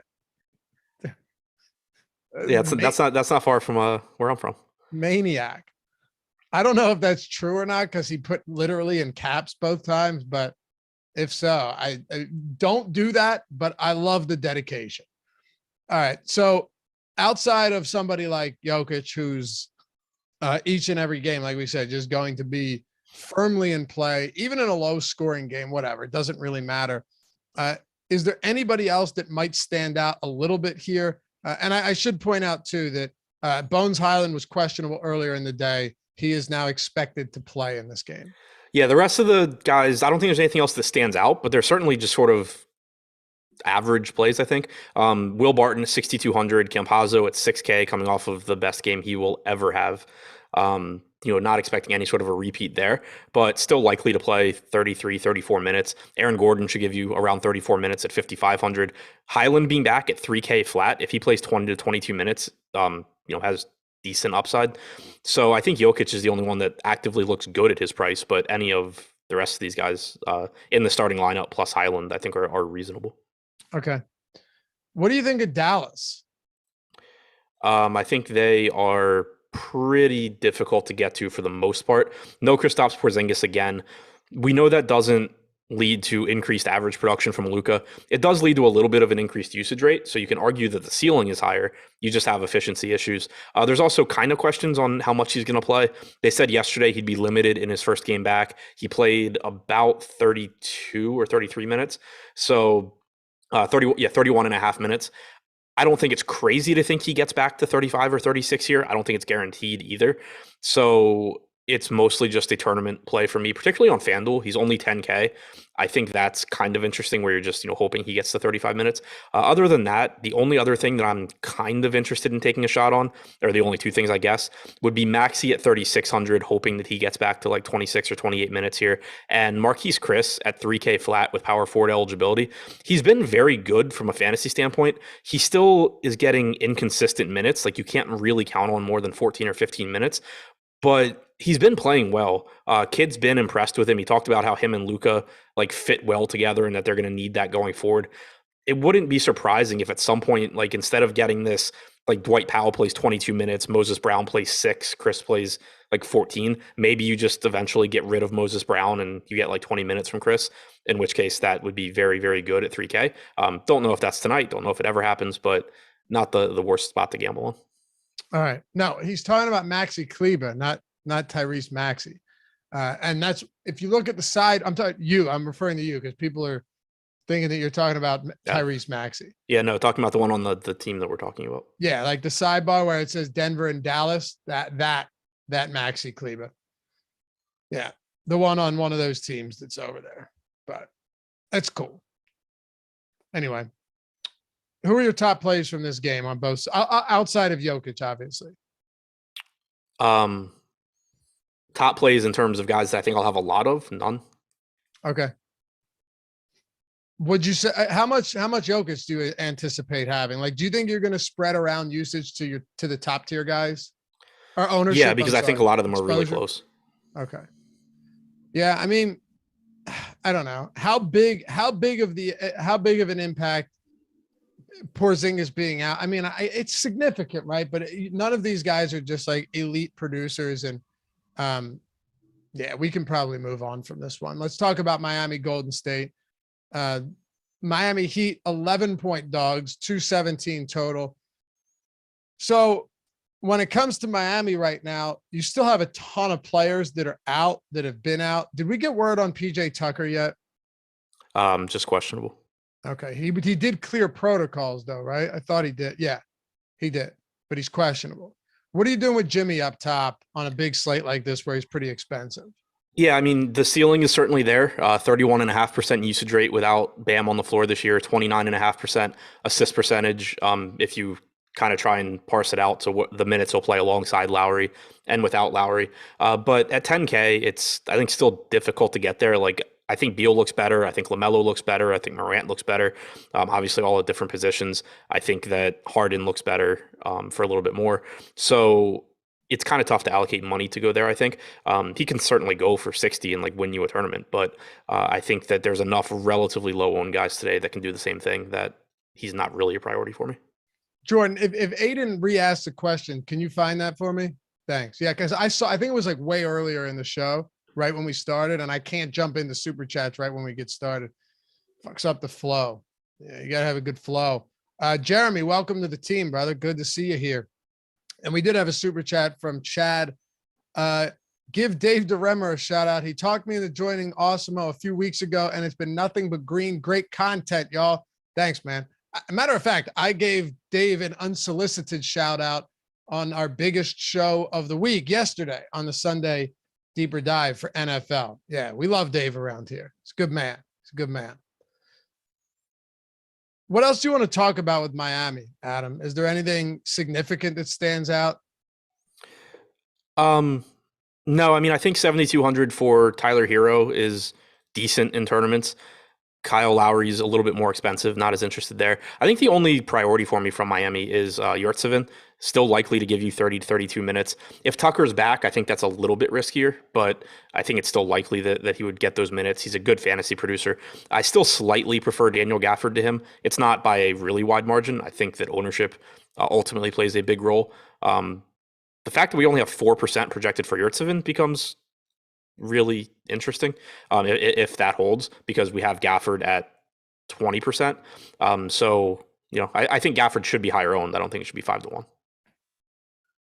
Curry is a phenomenal basketball player, but it feels really tough to get to somebody like Curry today. I mean, I'm really not sure, even from a contrarian standpoint, and feel free to correct me if you think I'm wrong here, but it feels really, really tough to get to him on this slate.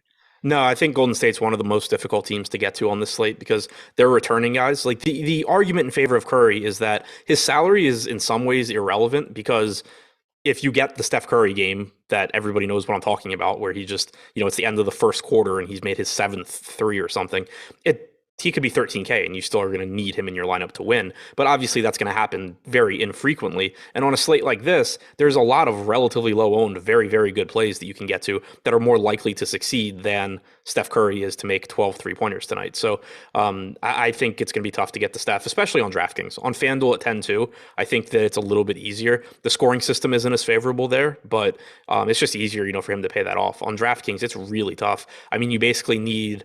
The thing is, Curry, like he's okay. He's an okay rebounder for what he is, but he doesn't rebound at a high level compared to some of the other pay-up options. He doesn't get assists at a high level compared to the other pay-up options. So it's just really difficult for him to beat an entire tier of, Jokic, Harden, Durant, Giannis. There's several other guys you can point to as well. All right. Gabriel asks, Jaren Jackson Jr. or Kuzma at power forward on FanDuel, same price? I think my answer is Kuzma. Let me double check. Yeah, it's Kuzma. Okay. I think that there's just a good chance that Kuzma plays like 6 to 8 minutes more. I don't think there's really any way to get to anything from Golden State today, like you were saying.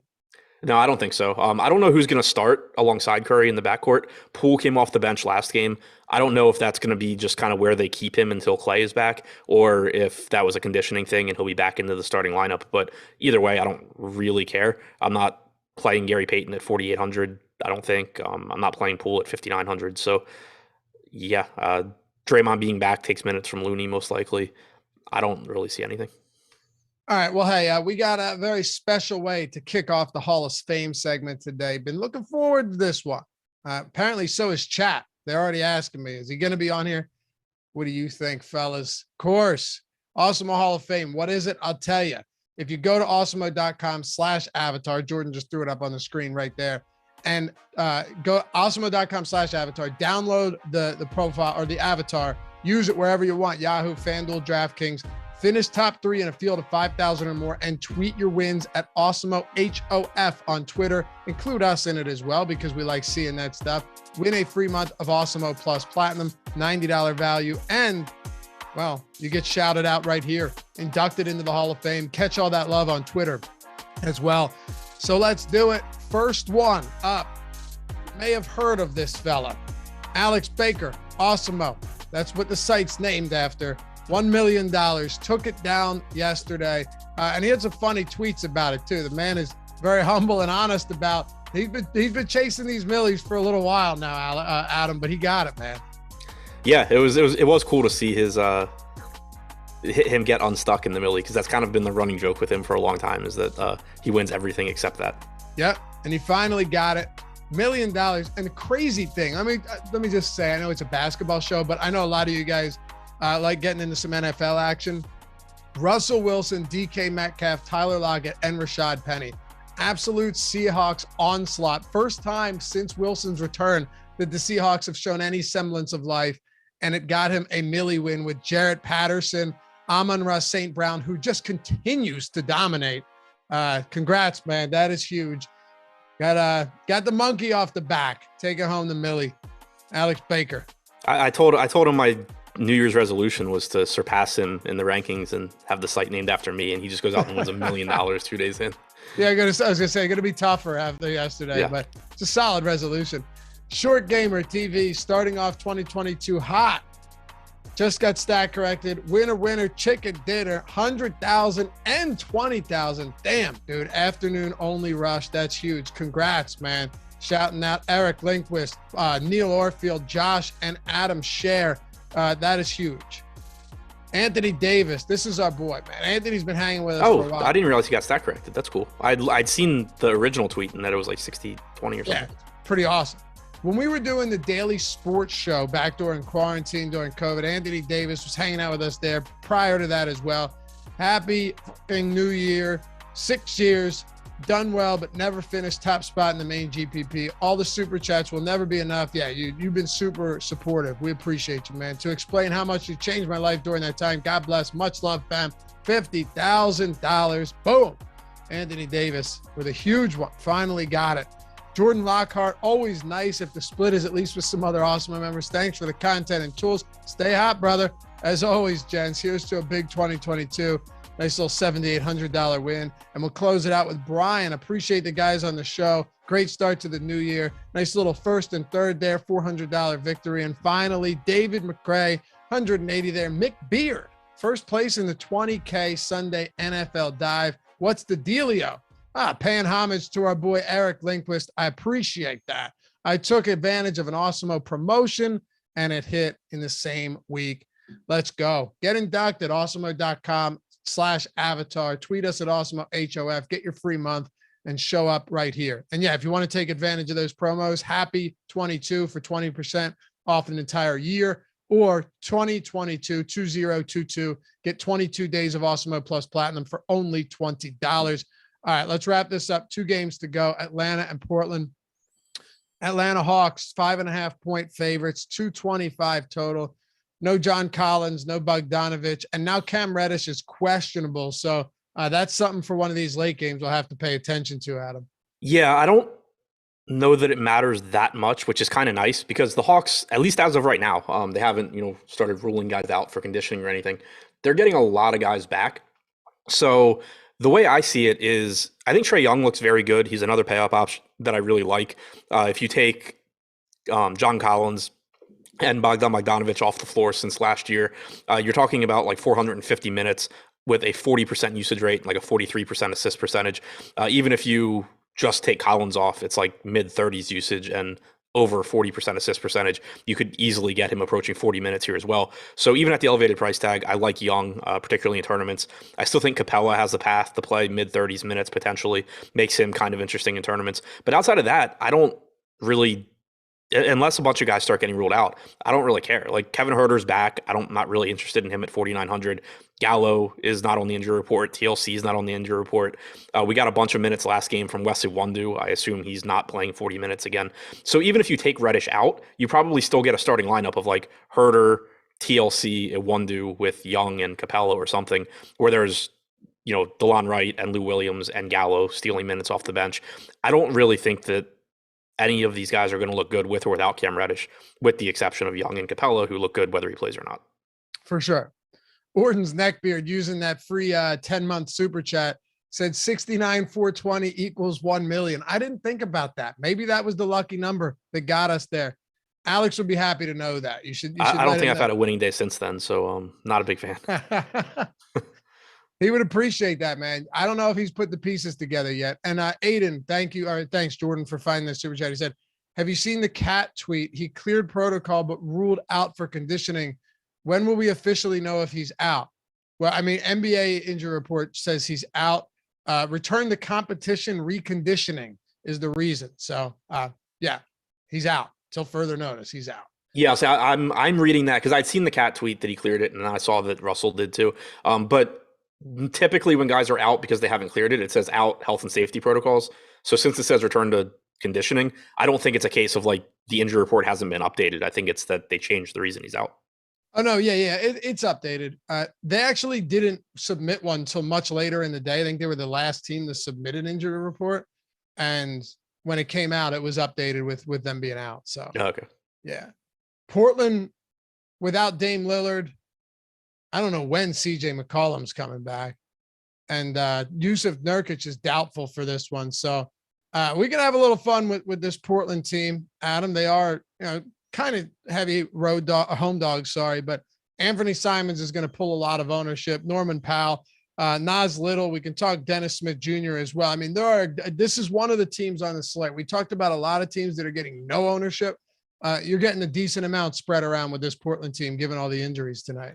Yeah, and I think that you should. You're missing not only your two, highest usage guys in McCollum and Lillard in the backcourt, but then you're still without Nurkic, most likely. So there's a lot of front court minutes available as well. It's a little difficult to guess exactly what the starting lineup is going to be or what the rotations are going to look like here, because Robert Covington hasn't played in a while. We don't know exactly what his conditioning is like. Anthony Simons only missed I think 3 or 4 days, but we also don't know, are they going to start Simons alongside Dennis Smith Jr.? Are they going to start one of them? I'm assuming Dennis Smith Jr. and have Simons come off the bench. My guess right now, and this is really nothing more than a slightly educated guess, but is that you get a starting lineup of Dennis Smith Jr., Norman Powell, Tony Snell, Little, Nance. Snell plays like a rotation to open each half and is really just there to keep the second unit intact. And then you get something like 28 minutes for Simons off the bench, something like 28 minutes for Covington off the bench. That's my guess. I wouldn't be surprised if it goes different ways, if Tony Snell doesn't start or whatever. But the way I see it is that Norman Powell is likely to lead this team in usage. He has about a 30% usage rate without McCollum or Lillard or Nurkic on the floor since last year in about 115 minutes played. He is also likely to play 36 plus minutes if this game's competitive. Dennis Smith Jr., if he starts, I think is likely to give you 30 to 32 minutes, makes him look like a good value at 5,500. Anthony Simons, even off the bench, assuming he's going to play something like 26 to 28, looks very good at 4,100 on DraftKings. And then you have, Nance at 5,900, who looks fine. Little and Covington at 47 and 4,600 look fine, but nowhere near as good, I don't think, as the Powell, Smith, and Simons pieces. Okay.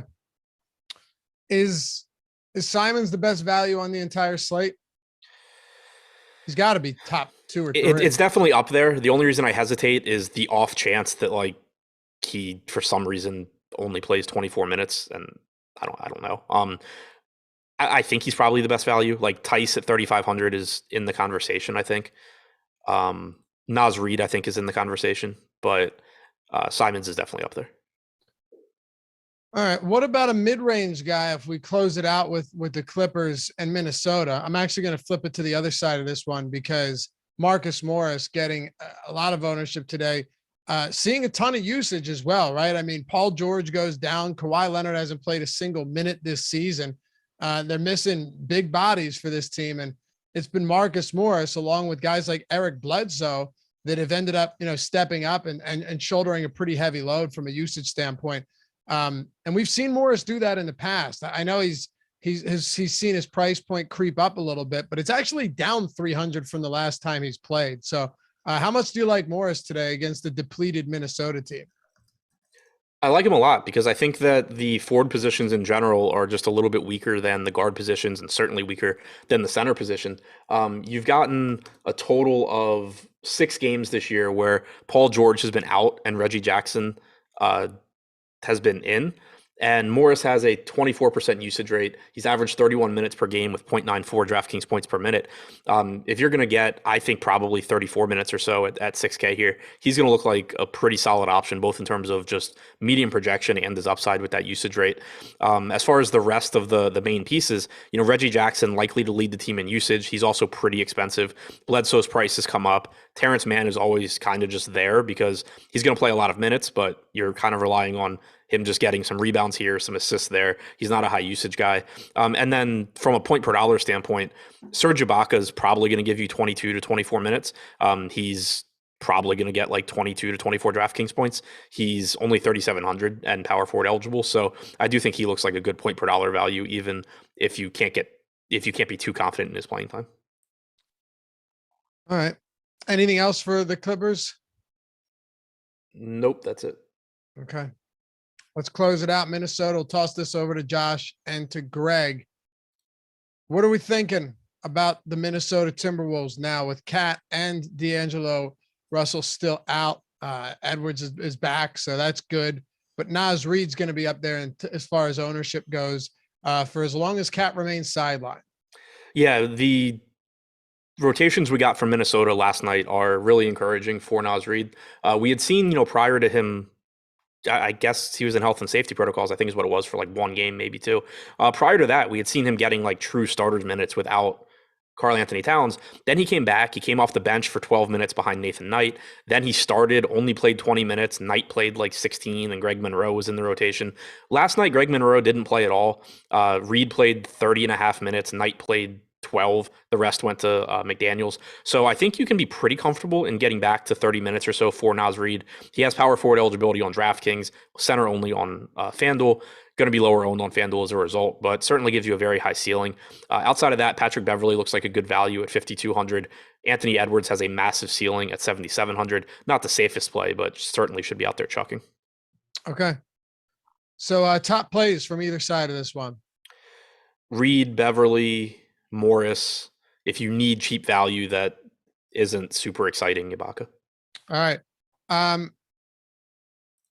Late tracking back, anything on Caleb Martin was a question from a super chat we just got. He's kind of just there. Like if you're playing 150 lineups, you'll have more than 0. If you're playing 3 lineups, you probably won't have him. All right, that'll do it for us. Thanks as always for hanging out. Oh, 600 likes too. Well, 599 now. Appreciate you guys. Almost 3K watching, hanging out with us tonight. You're the best. Good luck. We'll catch you back here soon. Stick around. Live Before Lock up next. Peace.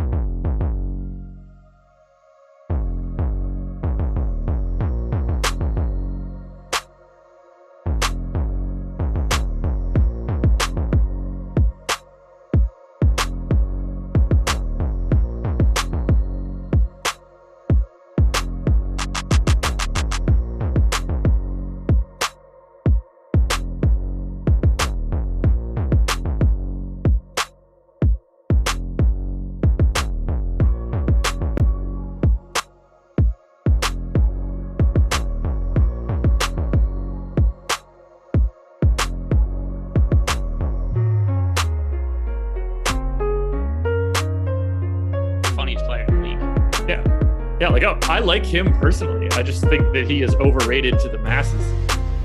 I like when A-Rod bought the team, he pretended he had no clue who A-Rod was. That's the best.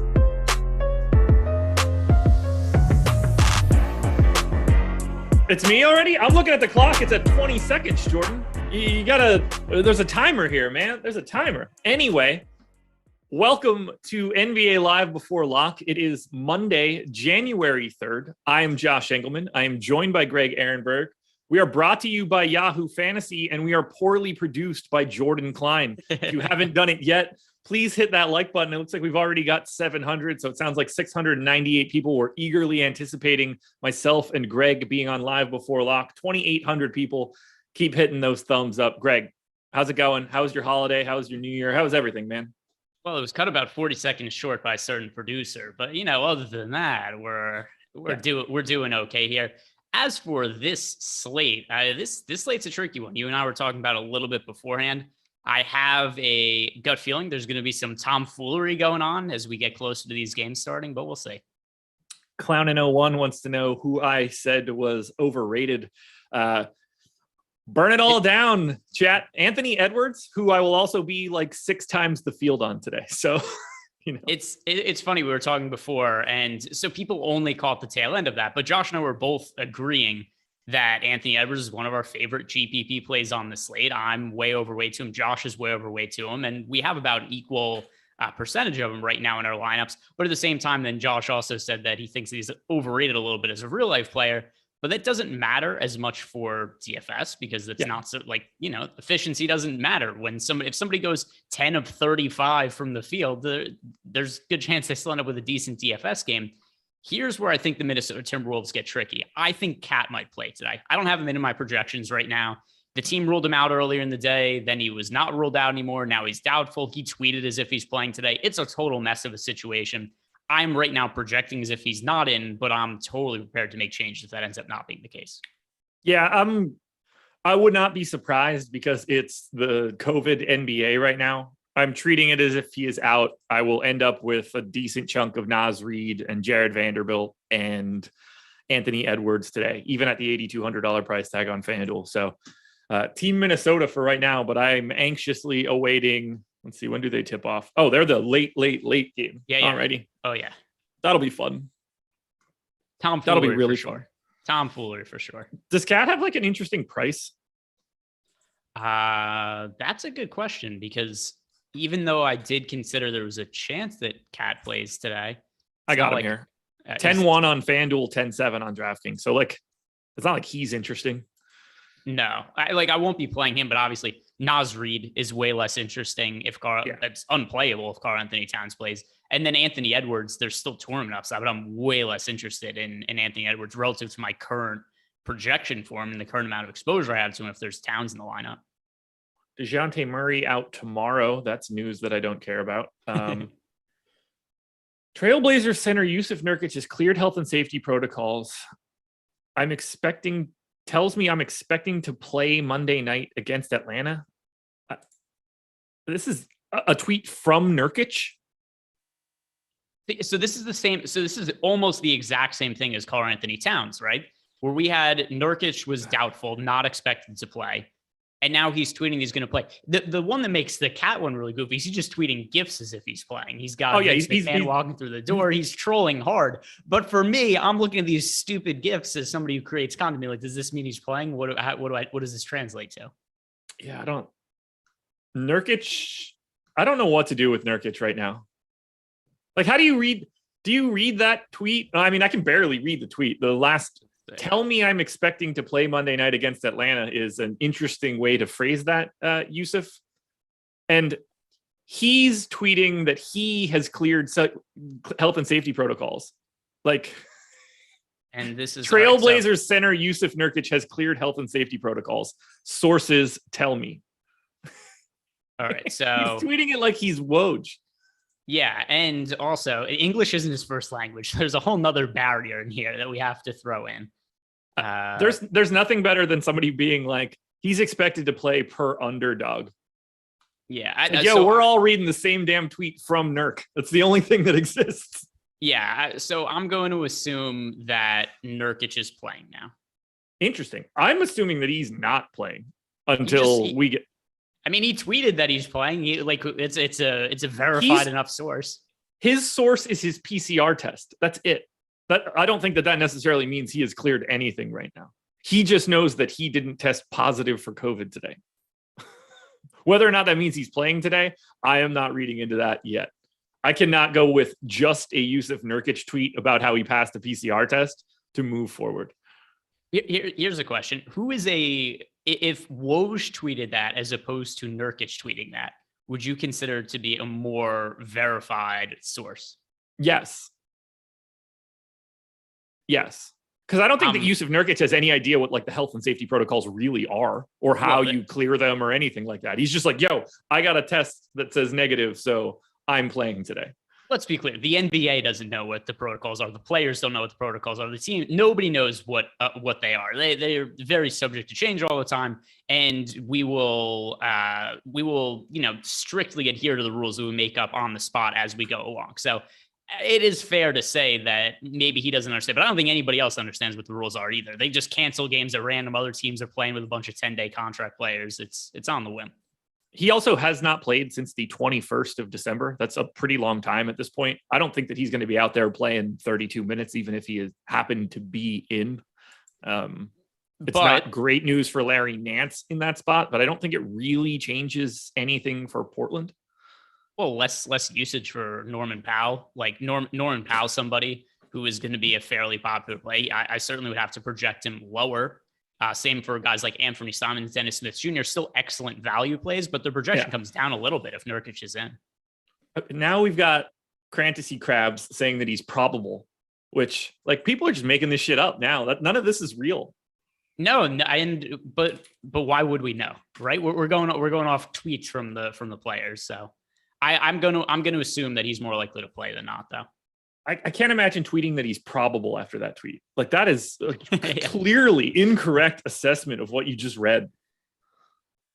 I'm trying to pull up the injury report. Okay, so he is still listed as doubtful. We'll see if that changes in the next 16 minutes at the 6:30 report. But moving forward, I am treating Yusuf Nurkic like he is not in because a garbled text message that Yusuf Nurkic, I believe, like spoke into his phone doesn't appear to be the one that I'm going to get to. Yeah, right. And I'm sure, once again, English isn't his first language. I'm sure there was translation errors as he's yelling into his phone because I'm sure he's a deep voice. I don't know what it sounds like, but I'm sure that. Could you imagine if it was like high pitched and soft? Yeah, kind of like Cat's voices. But here's probably the reasonable way to look at it. He's questionable, right? We don't know. There's a chance he plays. There's a chance he doesn't play. Doubtful is incorrect. Probable is also incorrect. Well, doubtful is correct if anything's correct, because that is what he is on the injury report for this moment. Yeah, because it does seem like that's changed since then. We're going to find out. Anyway. And, by the way, guys, I understand that FanDuel and DraftKings are saying different things, but also they don't have access to Twitter, and they tweet and they just have wrong information on their sites all the time anyway. Yeah, maybe. Oh, God, never mind. The losers win again with the super chat. Says, is Maxi Kleber the best pivot off of Christopher, who I don't even know you need to pivot off of? And what are your thoughts on Bones Highland tonight? Thanks, guys. I don't like most of what's in that tweet. Okay, so as for I have some exposure to Maxi Kleber. It's a very small amount. I don't view him as a direct pivot to Josh Christopher. I think Christopher is a really strong value option because of all the players that are out for Houston. And you could play a light amount of Maxi Kleber, but I wouldn't say like, oh, I have to go play Maxi Kleber instead of Josh Christopher. I don't really look at it that way. As for the other part of the question, Bones Highland, no reason to play him today, in my opinion. Yeah, he's not a thing to me. Do you think that Josh Christopher's starting today? We lost Usman Garuba now too to health and safety protocols. Is Christopher starting? I believe so. I think the starting lineup is going to be, and we've seen him start recently, although it was a game where Jalen Green was out also. But let's see who started that game and who was out. So last Eric, my expectation is some sort of combination of Jalen Green for sure, Jayshawn Tate for sure, Daniel Tice seems like the most likely option. And then I think you can see all sorts of different options for the final two guys. Yeah, I was assuming Tice, Tate, Gordon, Green, and Christopher. I would not be surprised if Garrison Matthews starts over Eric Gordon. I wouldn't be surprised if he starts over Christopher either. Yeah. just because I think it fits to get a little bit of creation on the second unit in some way. And that's just made easier by starting Matthews, but I don't have a full lean there. I'm kind of treating everybody the same, like 28 minutes instead of Jalen Green's minutes to me are the easiest ones to project. Like he should be, but probably him and Tate are like the guys that I don't think anybody waffles on, but I'm trying to treat everybody else like, okay, anybody can close. Well, the other issue too with this game is they're on the road. It's the tail end of I forget. Was it? Yeah, it was yesterday. No. So 2 games ago. Yeah. So they're playing either way. They're playing on the road in Philly. They're 14-point underdogs. There's no Christian Wood. There's no Kevin Porter Jr. I think the spread might have moved a little bit too much. I think Christian Wood is probably the best player on the team. Kevin Porter Jr. has been absolutely terrible this year. Yeah, but there's still Christian Wood is for sure the best player on this team. Yes. There's still, I mean, Şengün is maybe in the discussion. Who knows? Because they don't play him extended minutes to see what he looks like. But I really like Şengün. But I think something else that makes the minutes really tricky is they're massive underdogs on the road. Yeah, they are. It doesn't look good for the 8:00 games. I think this is one of those 8:00 games that are all like double-digit spread ass beatings. This is a 7 game. Okay, so this is not part of the pack of ass beatings. I mean, it is, but just not at the same start time. Yeah. But Orlando, Detroit, and Utah all. Chicago, Orlando, 14-point spread. Philly, Houston, 14-point spread. Milwaukee, Detroit, 16-point spread. Utah, Pelicans, 9-point spread. Golden State, Miami, 10-point spread. Fizzy facts. Yeah, I think that's what it is. How much chalk is too much tonight? The same as it always is, I guess. Yeah, it's a case-by-case basis. So there's certain players that Josh and I are going to go through, and some of them we're going to like more than what their expected ownership is. Some of them we're going to like less. And just because somebody is really popular doesn't necessarily mean they're a bad play. Like I'm still playing a lot of Anthony Simons today. I think he's going to start at point guard for the Trailblazers today, potentially without Yusuf Nurkic, for sure without Damian Lillard and CJ McCollum. And he's in a really good spot, assuming he starts.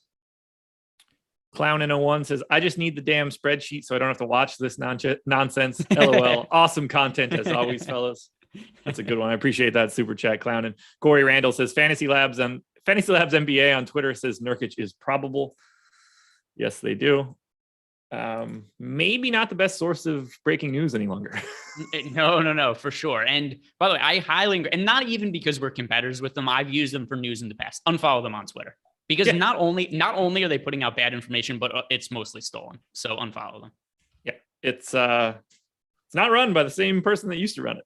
No, and Justin Fan is somebody who I'm friendly with, who I would probably not be in this industry if it was not for him. And the Fantasy Labs account was just stealing tweets from him. Yep, yes it is. Middleton in. So there's that. We've had a multiple other NBA sites are now talking about Nurkic being in.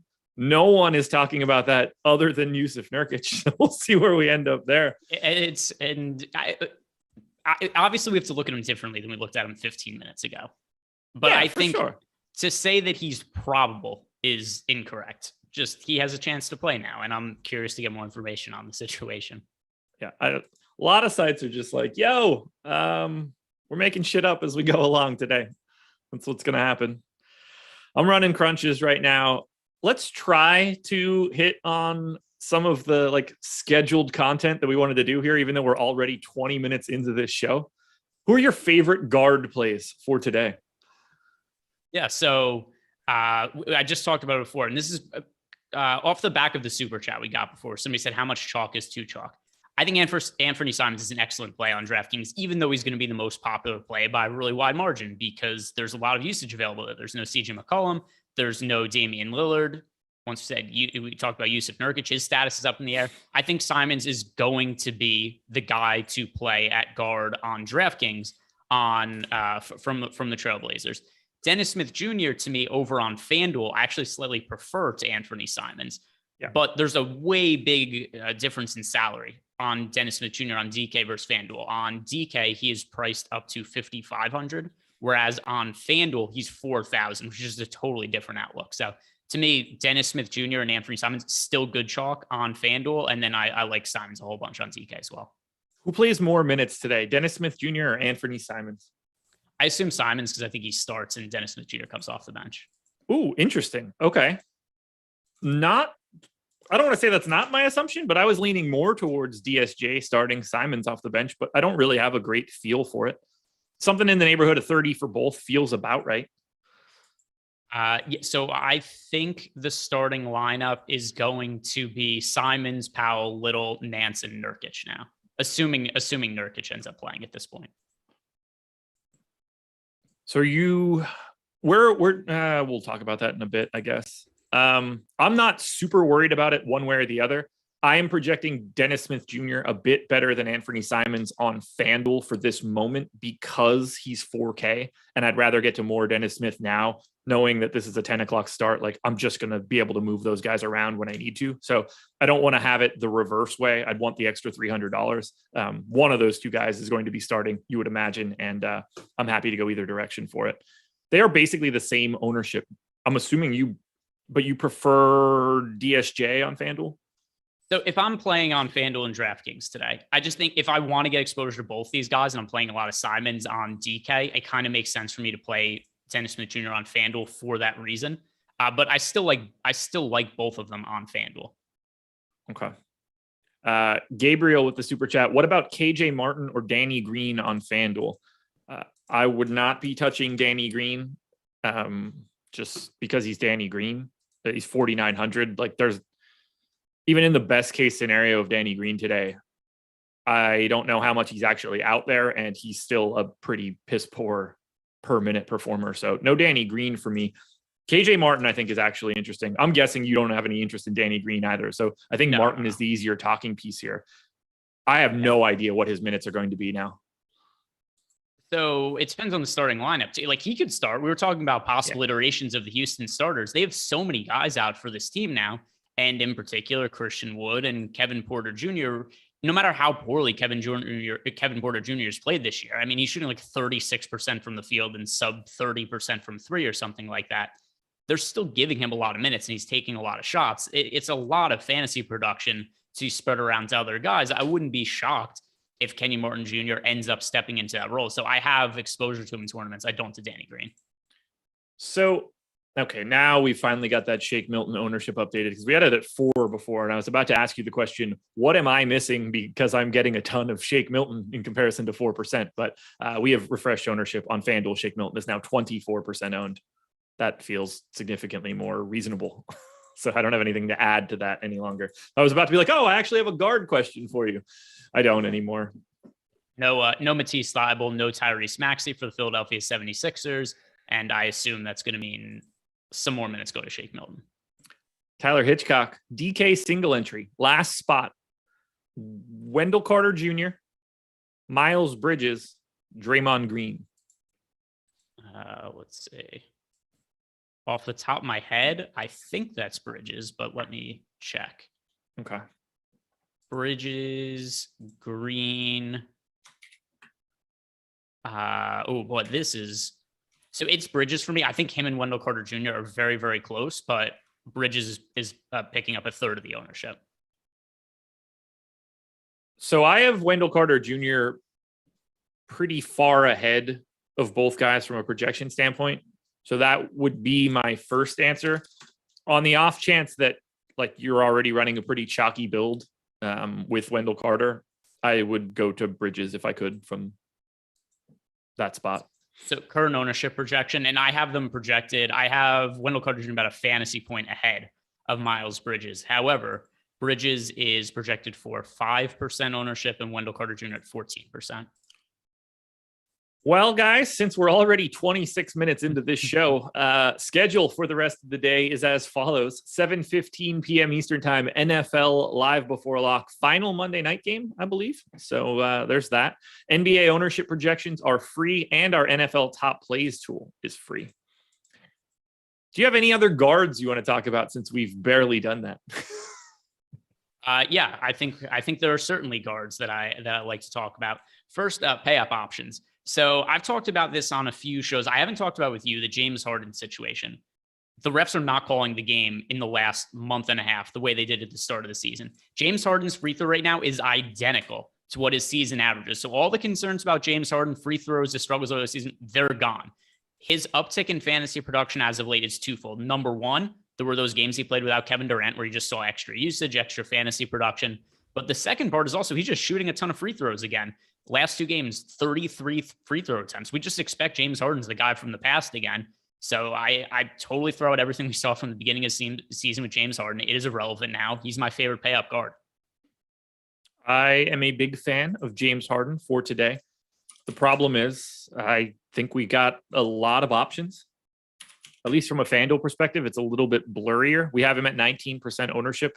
I'm not getting to as much Harden as I sort of expected to at the beginning of this day, but it's sort of because I'm not really getting to any of the pay-up options aggressively outside of Jokic, which I guess no one will be surprised by considering I get a ton of Jokic constantly. But like I've got, 10 to 15% of Giannis, of Harden, of Durant, of Embiid. Like nobody's actually standing out for me. That's kind of where all their ownership is. I'm just kind of casting a bigger net, except for Jokic, who I am taking that stand on because I have him projected miles ahead of everybody else. Yeah, which is the case for basically every single slate. I have Jokic. I can't even remember the last slate he was on that I didn't have him at least like 8 fantasy points higher than everybody else on the slate. Yeah, he looks incredible like he normally does because he's the best fantasy performer in the world right now on a per minute basis. Yeah, and he's a piss poor team around him and he has to do everything. Have you seen the Nuggets on off court numbers? It's nearly a 70 win team based on what their net rating is when Jokic is on the court, and it's like a sub 10 win team when he's off the court. It bums me out that Jamal Murray and Michael Porter Jr. aren't healthy right now. I really want to know what this Nuggets team can be because the 5-man rotation or like a 5-man lineup of Murray, Barton, Gordon, Porter, Jokic is going to mess teams up really bad. Like that might be the best team in the West right now if they're fully healthy. Yep. Well, I don't think Michael Porter Jr. is ever going to be fully healthy, so it's probably probably out of the cards. As for other guards, I do think Doncic is getting a little bit underowned, and I'm not exactly sure why. Maybe people are just concerned about his minutes, but he's 10,000 on FanDuel. He's 10.9 on DK. And I get he was limited a little bit, but it was 31 minutes yesterday in a game that wasn't totally super competitive. And I feel like they probably could have pushed him to play more minutes if they absolutely had to.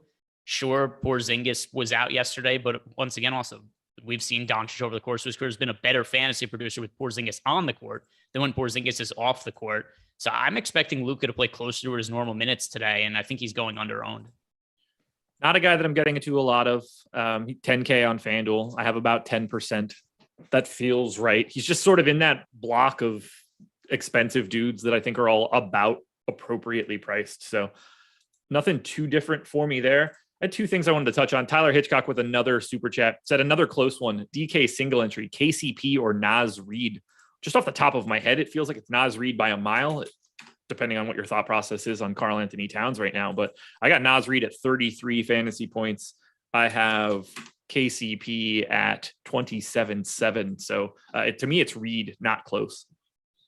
It is Naz Reid right now, just with the asterisk of pay attention to Karl Anthony Towns news later. Yes. So we also got a question that wasn't a super chat, but I do want to touch on it. And I think it's interesting for you and I to talk about it, given the way that we started this show. Basically, the long and short of it from Gabriel is, will you guys explain why you're so high on Anthony Edwards? Good question. He was the next guy I was going to talk about anyway. Do you want to start it off? Yeah. So this is going to correlate with the assumption that there is no Karl Anthony Towns. You know what Anthony Edwards likes to do? Shoot the basketball. There's a couple reasons everybody likes him. One is because points per game, Twitter. Hey, look, he scores a lot of points. But then number 2, also, he is not afraid to take shots. And there's no Karl Anthony Towns for the Minnesota Timberwolves. At least we're assuming as of now. That could change later in the day. He's listed as doubtful, hasn't officially been ruled out. And there's no D'Angelo Russell for the Timberwolves either. All of that to me means there's a lot of shots that are going to go to Anthony Edwards, and we don't always see him make those shots, but the opportunity is there for sure. He's also playing a very, very beat up Clippers team, which I don't know that we're properly. Yeah, go ahead. No, keep going. We're good for right now. Actually, Rocket starters: Matthews, Tate, Tice, Green, Gordon. So not Christopher. And Christopher. Sixers starters: Green, Harris, Embiid, Korkmaz, Curry. So not Shake either. They'll talk about it in the sack. I'll just wrap up thoughts on Anthony Edwards. There's massive upside in his usage and shot attempts. He's playing a very beat up Clippers team, and people just aren't rostering that heavy. I think for the opportunity, just think how often do we see teams where they have, 3 high usage guys, 2 of them get ruled out, and people just don't play the one that's left. Like the guy's almost always 20, 30% or in that spot. And Anthony Edwards just isn't. And that's where I think he should be. Yeah. So if you pull the rates this season, Anthony Edwards with no Russell or Towns on the floor has played 169 minutes, 36.5% usage rate, a 1.21 Fanduel point per minute rate, still only shooting 32% from the field. It's 55% true shooting. Nothing's crazy or outlandish about those numbers. He's just jacking up a ton of shots. I have him projected as such, at which point he pops aggressively because 35% usage is insane for any individual player. He could shoot 30 times today if this game is competitive. No one else is really going to do it. So as long as Cat isn't in, that's the spot that I want to go to. Beal, KCP, Avdia, Kuzma, Gafford for the Wiz. Let's start with Philly. How many minutes does Shake Milton play if he's not starting now? Let's see. So Shake Milton minutes off the bench. We're probably looking at 26? Yeah, that feels about right. I think the more interesting piece now is how many minutes does Furkan Korkmaz play? All right, let's see. Korkmaz starts this year. He's had some games where he's played massive amount of minutes as a starter. Yeah, 26, 28. Like, he doesn't have to close. Anybody can close in this spot. His last few starts, 28, 32, and 22 minutes. So I agree with you. He doesn't have to close. I'm not dying to play a bunch of Korkmaz, so I'm going to be pretty conservative with his minutes projection. I'm going to give him 28. I'm going to keep Shake at 26. I've got Danny Green at 28. I don't feel particularly comfortable about any of these pieces. Let's circle it back. By the way, we got a ton of Cade Cunningham available, Killian Hayes available, Josh Jackson available, Saban Lee available, Magruder available, Trey Lyles available. No Hassan Whiteside tonight. So let's touch on Houston now. No Josh Christopher in the starting lineup. We do get Garrison Matthews. How does that impact your Josh Christopher thoughts? Oh, it is 6:34, by the way. If we refresh the 6:30 injury report, Yusuf Nurkic still listed as doubtful, just in case anybody is curious. And on the Minnesota Timberwolves side, they are somewhere on this list. Karl Anthony Towns still listed as out. That he is. So I'm going to take Josh Christopher back down to a pretty minimal amount of minutes. Garrison Matthews probably plays 30 now. That's just how that's going to work, I think. Green's going to play 32 plus if it's competitive. Eric Gordon probably plays about 30. Matthews plays 30-ish. Tate and Tyus 30 and maybe a little bit less for Tyus, although they don't really have many options. They have no options. So to me, here's what Tyus's minutes come down to. Is this game competitive? If the game is close, he's going to play big minutes. I have very little doubt about that. I have very much more doubt about whether this game actually stays competitive or not, though. Truth. Who's the backup center for Utah today? Rudy Gay? Yes, I would assume so. Okay. It's amazing that Whiteside was out this last time. They just went to an 8-man rotation. I don't know if we should expect that again, but yeah, they don't really have, maybe in this situation they would plug Azubuike in as the backup center, but he never plays in NBA games anymore. He's always hurt. So he's actually hurt. So they're definitely not putting him in. It's a couple extra minutes for Rudy Gobert, and then just Rudy Gay plays the backup center minutes. And Pascal is still out. So they don't really have many choices here. Does anybody else benefit? Not really. It's usually Rudy Gobert, but he's already priced so high on both sites. Yeah. I don't know. Okay. That's where we're at right now. That was a lot of information that just came in. I'm hoping that this next crunch can be the one that I can actually move forward with, because it seems like we're getting aggressive news every couple seconds. I'm happy that all those Pistons guys are in. I didn't want to have to relitigate that nonsense team today. No, we don't want to do that again. No. You know what we do want to do though? One, yeah, go ahead. ask for likes. You guys should hit the like button because we're close to 1,000. Two, we should talk about our sponsor. That would be Yahoo Fantasy Sports.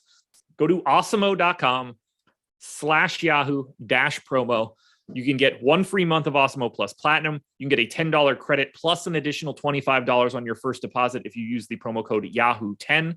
They've got the 50K baller going out tonight. Over 33% of the field gets paid out there. One of the best contests you're going to find in the industry. We've got tools and projections on the website that will help you out. You can email support@awesemo.com. We can help get you set up a little bit faster if you're having any struggles. But I love having Yahoo as a partner. They run the best contests in the industry on a regular basis, lower management fees, aggressively highly overlaid contests that they force the overlay in. It doesn't really get too much better than that. So make sure you're signing up at Yahoo. And we have like 100 more super chats to touch on. Are you ready? I am. Derek Stansel says, hey guys, 5,200 for a power forward on FanDuel. Who you got? So 5,200 power forward FanDuel. I'm looking that up now as well. Let's see, who is 52? That is Denny for me. $5,200 power forward on FanDuel would be, I mean, my first thought would be punt with Tyus, upgrade elsewhere. If we're trying to stay in and around that 5,200 mark, I think you can go to Denny or Aaron Gordon pretty similarly. And probably Kenyon Martin worth a flyer or two in that sort of range. It is Denny for me. Okay. I have Denny and Aaron Gordon projected for the exact same amount of fantasy points. So I'll go either direction. I'm real forever. Is Tyus playing 48 minutes with Embiid and Drummond? No. Yeah, no. He might not play 30 minutes. Teams are also not game planning for Andre Drummond. There's no team that's like, oh my God, what do we do? Because we have to play Andre Drummond today. They say, I hope Andre Drummond comes on the court regardless of who's playing for us. The losers win again said, can you talk about Patrick Beverley? Yeah, I mean, I think he is a very interesting play that's getting ownership in like a 20 to 25% of lineups on DraftKings. And I don't totally agree with that. And luckily at 6,100 on FanDuel, he's less interesting and basically in nothing for me. Yeah, so he has put up a lot of really gaudy fantasy totals as of late relative to what his salaries have been. But he's 5,200 now. And, you know, what's a realistic ceiling game for Patrick Beverley? I get he scored 37 fantasy points last game, but he's also been racking up so many defensive stats. Like just all these games, it's like 2 blocks and a steal, 2 blocks, 2 steals. I don't think that's at all projectable for Patrick Beverley. I think those have been outliers of games. But then the other issue too with Patrick Beverley is I just think he's picking up too much ownership, like you said. So there's a lot of guys I have projected similarly to Patrick Beverley that are just cheaper. Yep. I didn't like it this morning. I still don't like it now.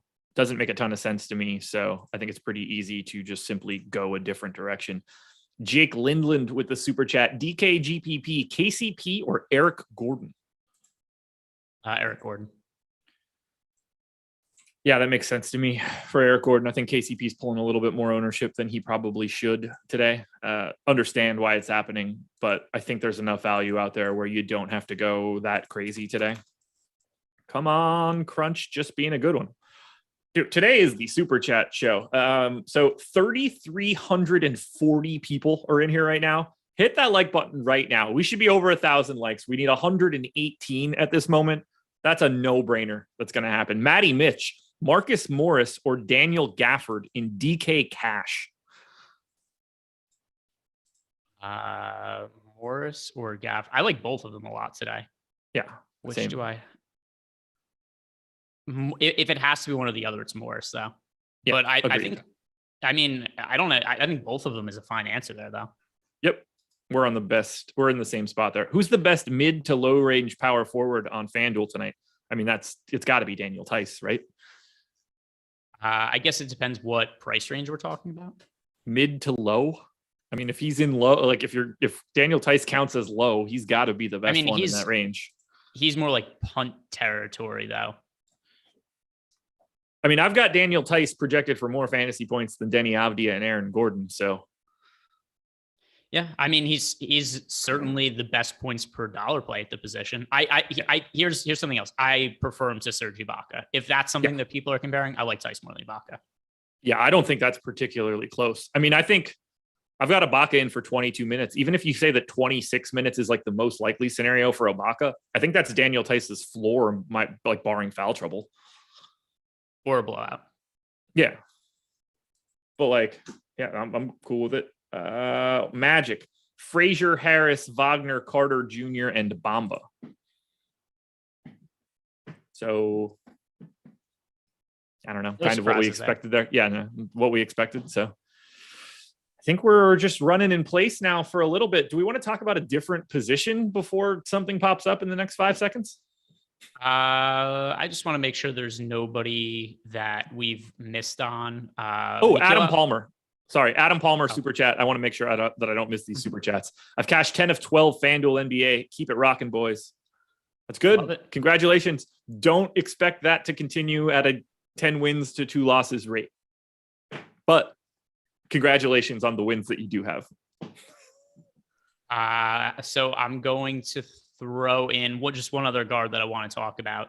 Go for it. Particularly Brandon Ingram is ruled out. Nikhil Alexander-Walker is not picking up that much ownership. The matchup against Utah Jazz obviously isn't ideal, but still, I think there's opportunity for Nikhil Alexander-Walker to play extended minutes and take a whole bunch of shots if Brandon Ingram's out. So I have him in my lines for now, at least as a placeholder. I'll swap to other guys if Ingram gets rolled in. Courtney Crump says, on a super chat, which is a very nice gesture, is McLemore not a play tonight? Not really for me. Yeah, no, not for me either. He would have to be starting, which is not something I expect. So no. I got him in for 22 minutes, 24 minutes here. I mean, 3,900 on DraftKings, yeah, you can add him to the list of guys that could potentially be okay at 3,900 if that Portland game breaks correctly. But I mean, we're talking about a 2%er total rando dart throw GPP type guy. I'd rather play Korkmaz right now. Yes, so would I. All right, so David Nwaba is no longer in that starting 5. No one has ever cared about David Nwaba, so there's that.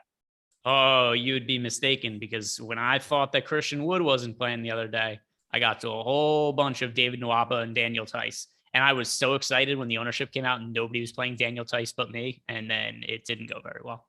No? Not ideal for you? He played 27 minutes against Denver, but he would have played 36 minutes in that game if they didn't get absolutely annihilated. 15 minutes to go until lock. Where did 45 minutes go, man? Just with nonsensical tweets. We just got an ownership update, if you're interested, 24 seconds ago, at least per my screen. It'll be less than that once you get to it, but you know what I'm doing. Not really any major changes, I'm guessing, at this point, other than, I guess, potentially Korkmaz moving up the list of things you can do today. And let's see, I'm just refreshing. Where did Milton settle? That's a great question. I don't know. All right, so Shake Milton. On FanDuel. He is 7% on DK, and he's 12 on FanDuel. That's reasonable to me now that he's not starting. Yeah, nothing too crazy there. He could just as easily play 26, 28 minutes and be more than okay. Oh man, how are you handling all of the aggressive chalk today? Is there someone you're getting away from? Let's see, getting away from. It's not that I'm getting away from him. I'm really skeptical of Serge Ibaka, though. I have him in my player report right now. I'm getting exposure to him. I know because we talked about it before. I do have more of him than you do because you don't like him at all. I still have some thoughts that we could have a situation where he just plays more minutes than he's played in some other recent games because they don't have very many players available. But holy shit, has he looked washed? He has looked absolutely terrible when he's been on the court this season. But I do wonder, what happens if there is no Nick Batum today? And what happens also, they're playing against the Timberwolves, who are a team that does play a little bit bigger. And I do wonder if the Clippers just might have to play Ibaka where they didn't have to in some other lineups. So I think he's worth getting exposure to, but I'm not confident in his playing time. It's going to be really exciting when Cat gets ruled in and Ibaka plays more because of that. It Like, could. oh, okay. It could very well be the case. So the last couple of games, they played against the Brooklyn Nets. You don't have to play big against the Brooklyn Nets, especially when they're playing, some of their smaller lineups. They played Toronto, and Toronto was playing Siakam at center in some of those games. So these were certainly not games that were set up super well for Serge Ibaka to play big minutes. In addition to that, these were back-to-backs, and Serge Ibaka has been hurt a lot this year and hasn't played very much. So that could be another reason why they limited his minutes a little bit. So he might play 26 minutes just because, or he might play more minutes just because it's not a back-to-back anymore.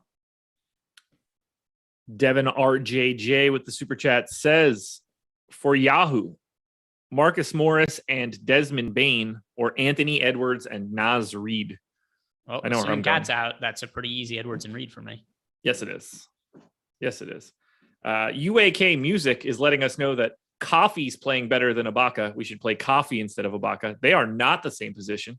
So, yeah, I mean, to me, they don't really have anything to do with each other. But if Coffee starts again, then yeah, I think he's certainly viable. But I'm not sure he's going to start again.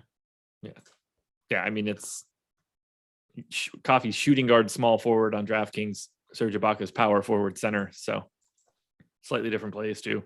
I mean, if Serge Ibaka's 20% owned on DraftKings and Amir Coffee is 1, that's interesting to me. But Amir Coffee is also not good as a fantasy player. So don't sleep on that either. Well, so there were some recent slates where I like Coffee, but it was because he was all of a sudden thrust into the starting lineup and he was projected for no ownership. Yeah. I'm assuming that Nick Batum plays and all of this looks kind of bad for the Clippers outside of I'm getting to a ton of Reggie Jackson on FanDuel at just 6K. And I'm kind of surprised that more people aren't. But that's neither here nor there. We've got 11 minutes to go. We've got 130 more lineups for me to crunch till I get to 1,000, which means that I could actually start looking at something. I have no idea what I'm actually going to end up with now. So that's always a great time. Other than the fact that Dennis Smith Jr., Daniel Tice, Norm Powell, and Anthony Simons are the 3 guys showing up the most. That doesn't feel like a winning recipe. Like if you just see their names, I know why they're popping up. They are good plays. It's terrible. I mean, since we haven't really talked as much about forwards as we other positions, and you asked me who I'm underweight to, I don't like Norman Powell nearly as much as the field does, especially if Nurkic ends up playing. I'm a big Powell guy today. Are you? What if Nurkic plays? Would that impact how much you get to him? Probably not a lot. I'm figuring I'm bringing down, like, I'm assuming his ownership also comes down at that point, but he's 6K shooting guard, small forward on FanDuel and should be the highest usage guy on Portland today. That's just a guy that and could play 38 to 40 minutes if it's competitive. Like they have no problem running him out there for bigger minutes from time to time. So he's a guy that I think his floor is really high today. Yeah. And we saw him. I mean, I'm not getting to him as much as the field does. So I'm undercutting him. I also have, even though we don't know what his status is, I do have Nurkic in for me right now. Crazy. Actually, what is? You're a crazy person. Oh, he's projected for 2% ownership. Let's see. 2% on DK. 5,900 Nurkic on FanDuel. If he's starting today, 5,900 Nurkic on FanDuel at single digit ownership, that's a very strong play. Strong? 5,900 Nurkic with Damian Lillard and CJ McCollum out? How many minutes does he play? I mean, we're talking about a gigantic tank of a man that hasn't played in 2.5 weeks. 24? 5,900 though. I mean, we're not lacking in center value ever at this point. Especially on FanDuel, we're like, do I want to take Nurk if that means I don't get Jokic or Embiid or like some of these guys with true massive ceilings? I just don't think that Nurk has the ceiling because I don't think he plays enough minutes to have it. I'd have to be wrong about his minutes, which like anybody can play more minutes. My assumption is just that like he specifically couldn't. I'll be playing him at 5,900 on FanDuel if he gets confirmed in and nobody's rostering him. I assume I'll have him if he gets ruled in just because of that price, but I'd be surprised if I had a lot. Yeah, not a lot, but certainly more than what the field is going to end up playing. I mean, the news is so weird with the Nurkic situation. He's going to be like 2% owned if he plays. 2% too much, if you ask me. No. Well, You're for wrong. right now, I don't think he plays. That's fair too. So I don't think that having 2% of Yusuf Nurkic is a good thing at this particular moment. I assume I'll end up wrong. Nathan coming in with the shake not starting. Appreciate you guys flying in with that information an hour late. Shake we no, have not 8 minutes. 8 minutes. Great, man. Thanks. Want a showdown match? Can we get a hell yeah? Ben Anthony. I don't know what that means. Hell yeah. I think that's all. Hell it yeah, wants. though. Hell yeah. Yeah, I can give you the hell yeah for sure. I don't know what a showdown match is. Like a head-to-head or like a GPP? I don't know. Ben Anthony. Hell yeah. Whatever you're happy about, we're happy about it too. That's really all I can say. It's really fun when I have to close my model with 7 minutes to go. What is the weirdest piece of news that's going to come out in the next hour?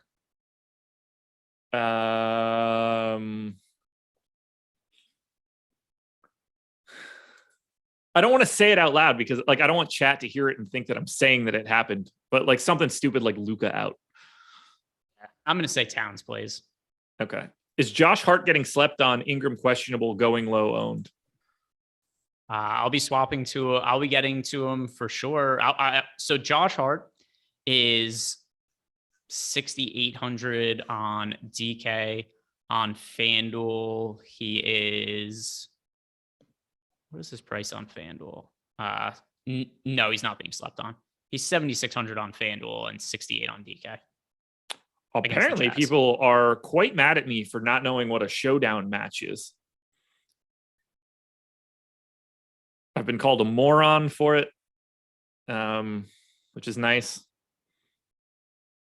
Lofty's alt ed teacher says James Harden questionable syphilis.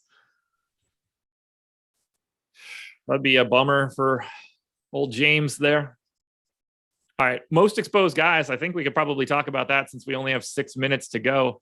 I am still quite heavily exposed to Dennis Smith Jr., Daniel Tice, Norm Powell, Bradley Beal.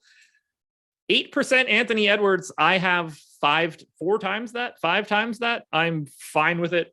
I'm also 2.5 times the field on Reggie Jackson at 6K. I think he's one of the guys that's getting slept on the most on FanDuel. I'm actually light on Anthony Simons right now, about half the field.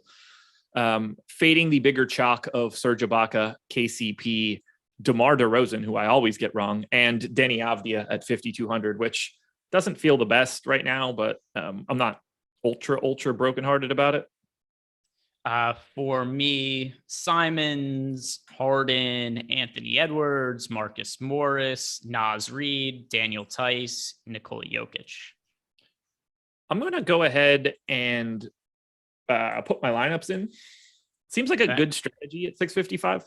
Yeah, no, there's absolutely nothing wrong with that. I'll talk about some of the centers while you do that. Somebody asked a question about Daniel Gafford earlier in the day, and I think a lot of the relevant centers, or at least the most relevant centers, Josh and I have talked about. We've talked about whatever wonky news is going to happen with Nurkic. We've talked about the Karl Anthony Towns situation. Naz Reid, as long as Karl Anthony Towns is out, Naz Reid is going to assumingly, I'm assuming he's going to play big minutes. I think he's a really good points per dollar play. As for other guys, Daniel Tice, I prefer him to Serge Ibaka. Both of them are in my player pool. I'm a little higher on Ibaka than what Josh is. As for Daniel Gafford, really good points from a fantasy producer. And there's no Montrezl Harrell right now for the Washington Wizards. So until Harrell comes back or until Gafford's price goes way up, he's priced incorrectly. So Gafford's somebody else at the center position that I think is pretty sensible. There's nobody else I look at the center spot as anything other than flyers, though. Like, those are the core guys for me at the position.